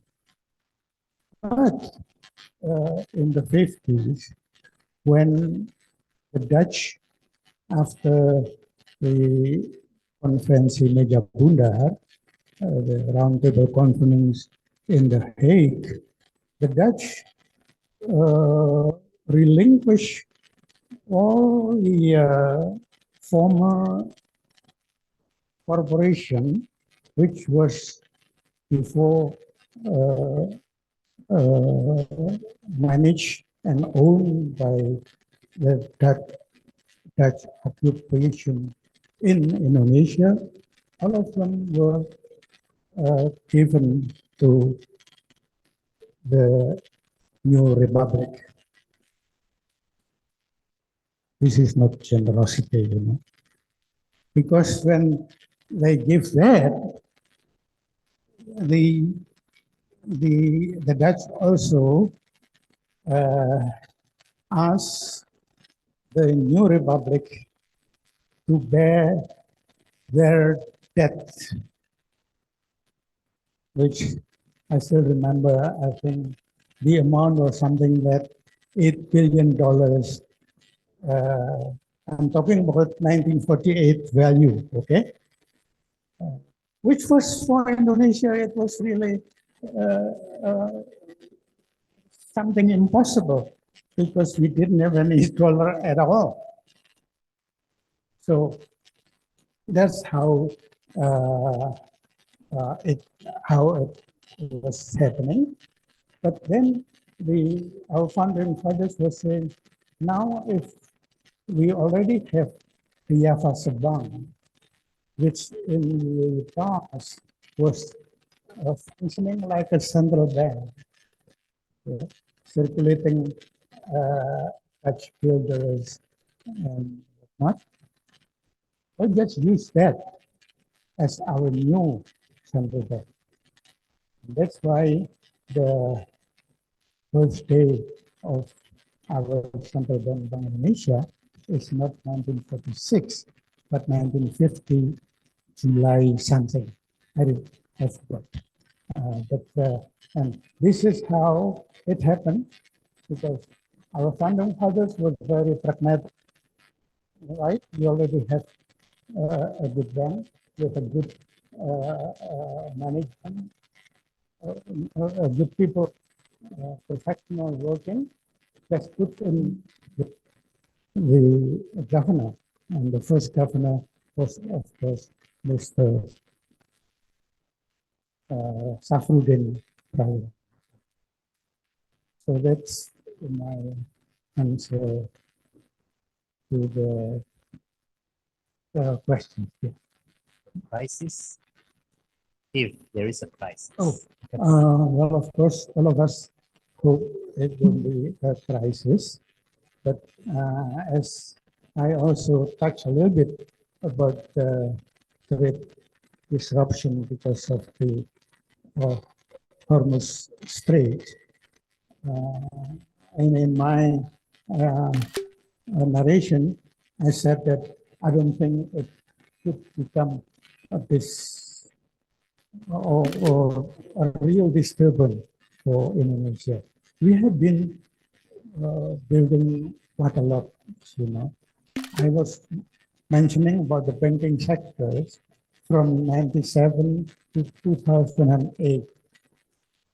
The fact that there was no bank has to be liquidated in 2008 was really a show, as a demonstration that we become a good economy with good banking sector. And I guess that has been going on and on until today.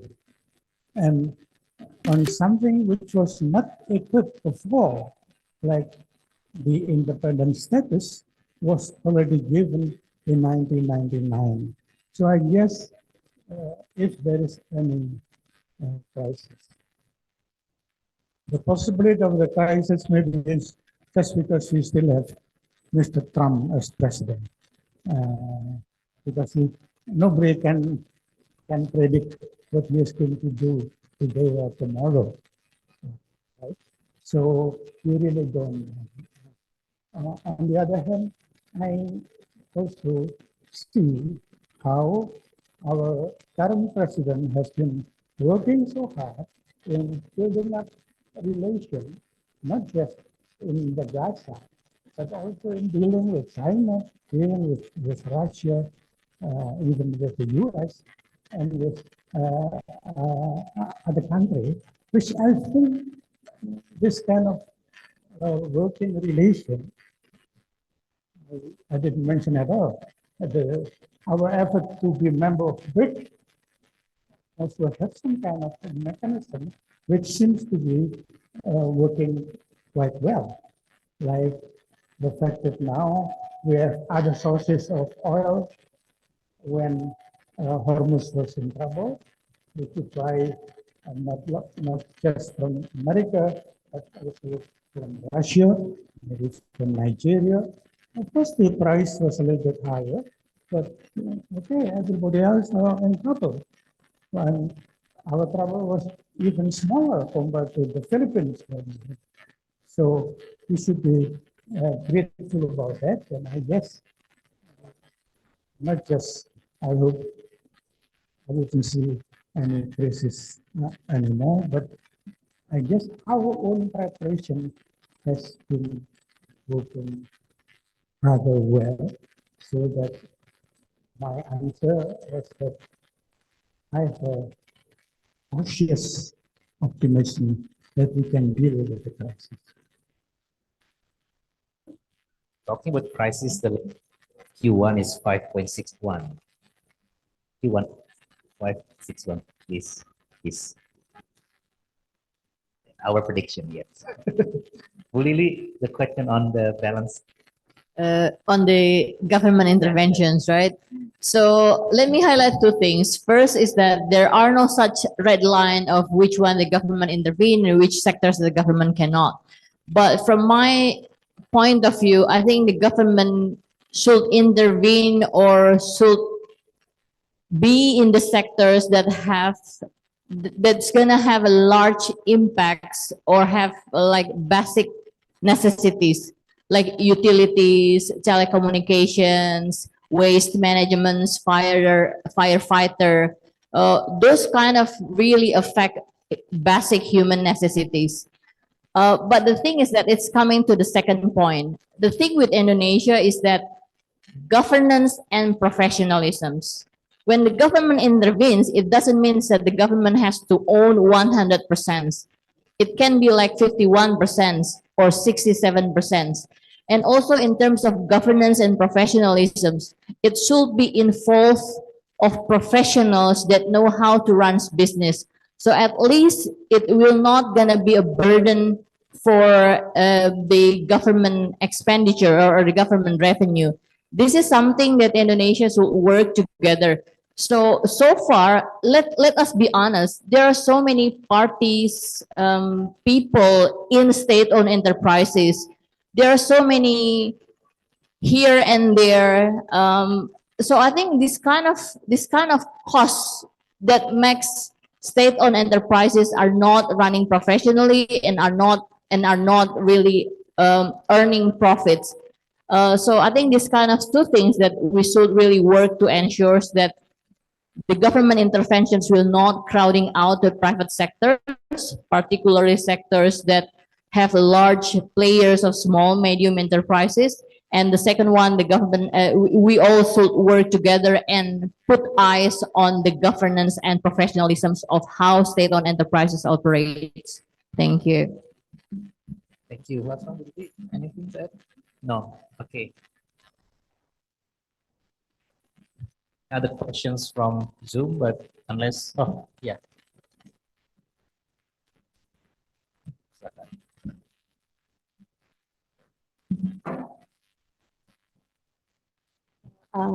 Hello, everyone. Thank you, Prof. Djiwandono, for giving example and insights and your stories from your tenure days. My name is Ria. I'm actually like economic student from the class of 2018 in University of Indonesia.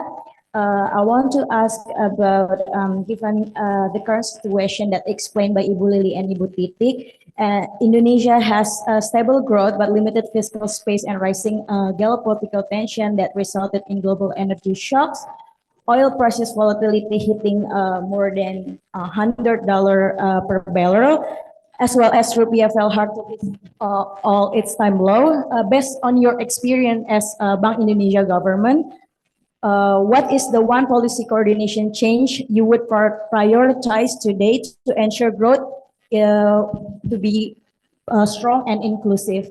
And the second question would be to all the economists.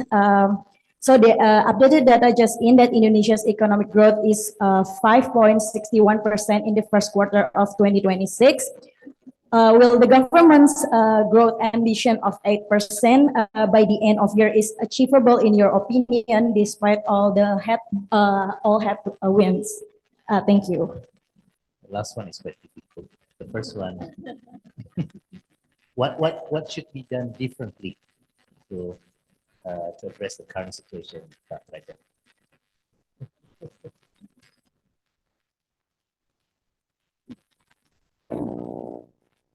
I guess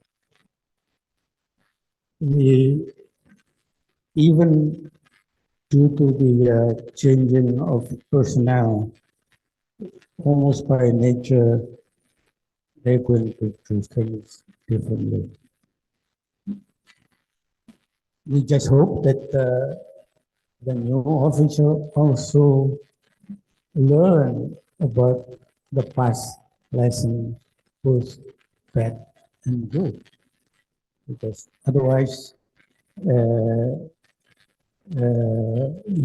may fight the wrong battle, you're going to lose. So the lesson of the past is still important, but of course the new challenge not always the same as the past. So just be ready. You know, like in the sport of tennis, you cannot be sleepy when you play tennis. You have to keep stable, stand still, but ready to see whether the ball is coming to your right hand or to your left hand, it's flying above you that you have to smash, etc., etc. So, indeed, the new things, as Professor Rogo was saying, this time of different, don't use that as justification that, well, this time is different, but actually you didn't prepare at all. That is a no-no. So I don't know how to deal with that. But if I have to do that, I still learn from the past, but yet try to adjust the new situation maybe, of course, with the new means, instrument, technology that right now available. Thank you. Forecast for the economy can be achievable.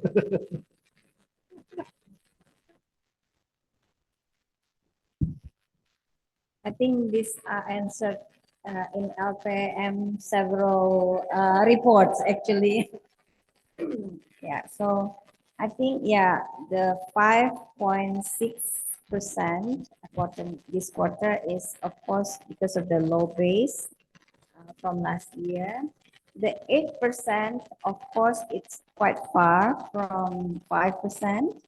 And is it attainable? I think there was a last week global seminar of ANU that answered that question as well. So basically, we have so many homeworks to reach higher than 5%. Probably my simple answer. Let's be realistic. I mean, we have learned for the last 25 years, and we have discussed about this, like, it's important for the governments to be optimistic, but we need to be very realistic. And to be able to attain more than 5% economic growth, we need to really, really work hard on investments, like we have discussed, and on export, because those two kind of external driving like growth driver to be able to boost Indonesia's economic growth. So far, Indonesia, like 55% based on consumptions, rely on consumptions, right? So to be able to attain more than 5%, then we really need to work on investments and on exports. To do so, it requires comprehensive economic reforms on simplifying regulations, export-import licensings, investments, procedures, local content requirements, non-tariff measures, and above all is on the managing fiscal policy. And we need to invest to ensure that we need to invest in education and health to ensure improving in human capital for us to be able to attract investments. Thank you. All right. I mean, if you want to know the answer, please do read our report. So even though we are way off the latest figure from the government, but still something there. I think that again, thanks again for Professor Djiwandono. Please propose.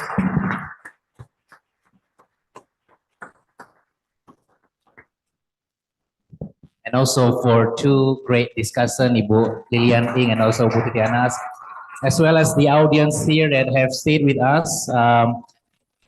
This lecture will be published in the BIS edition, right? When is it going to be published? December this year. So for those of you that want to read the more complete version of the lecture, you can read it in the BIS edition that will be published this December. And also, please join us for the next upcoming event. You can go to the ANU website and also to LPM. In fact, this Thursday, we're going to conduct FKP, which is organized by Ibu Lydia over there.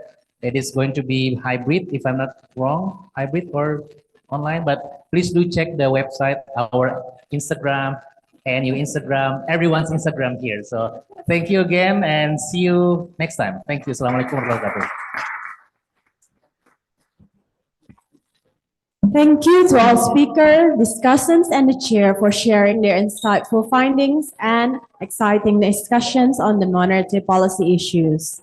Let's give another round of applause to Professor Soedradjad Djiwandono, Ibu Lili Yan Ing, Ibu Titik Anas, and Bapak Jahen Fahrul Reski. Before we end today's Sadli Lecture, we would like to invite Bapak Firman Witular, Associate Professor of Crawford School of Public Policy, ANU College of Asia and the Pacific, to give his closing remark. Bapak Firman, the floor is yours. Okay, hi everyone. Thank you for staying and attending this lecture. I won't be long. Yeah, I'm just going to say that it's really a pleasure to close this 20th Sadli Lecture. And let me first extend my sincere thanks to Pak Profesor Derajat. Terima kasih Pak for your such a thoughtful lecture rich with history and personal reflections. Professor Derajat, BS is looking forward to working with you in preparing the article for publication. And I just want to say a few words, and then thank you for the discussion, for expanding the discussions and deepening the discussion. And I just like to say a few words. I think reaching this 20th Sadli Lecture is really an accomplishment. It indeed feels very special. It's not only a reflection of Professor Sadli's legacy, but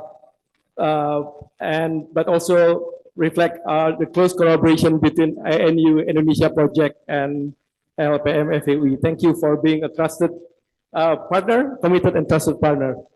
And I would also like to thank Yayasan Sadli for their support. Also, Pak Shanan, Mailing, who is here, for giving, for supporting this lecture for 2 decades now. And finally, I'd like to point out that today's event is especially meaningful because this year also marks the 100th birthday of Professor Saparina Sadli. It's a wonderful moment to remember and celebrate her life, her contribution, and the inspiration he continues to provide. But Denny, please send our regards to Busap. With that, thank you for thank you all for being here. Thank you. Thank you, Bapak Firman, for your remarks. As we conclude today's lecture, we extend our deepest gratitude to all speakers, discussants, and participants for your active engagement and contribution to the discussion. We'd like to offer our sincere appreciation once again to Yayasan Sadli for supporting this event. We also offer our sincere apologies for any mistakes or inconvenience experienced during the proceedings. Additionally, we will distribute e-certificates to in-person participants next week, along with lecture materials via email. As a little surprise, we would like to invite you to check under your seats for the participants because there are 10 lucky winners for special prize. So perhaps you can check under your seat if there is any card on it, then it would probably... Okay, is there anyone?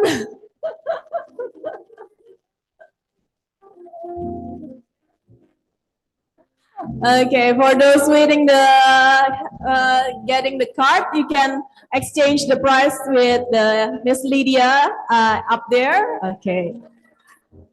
Now, we would like to invite all speakers, discussants, and participants to enjoy lunch, which is available outside this room.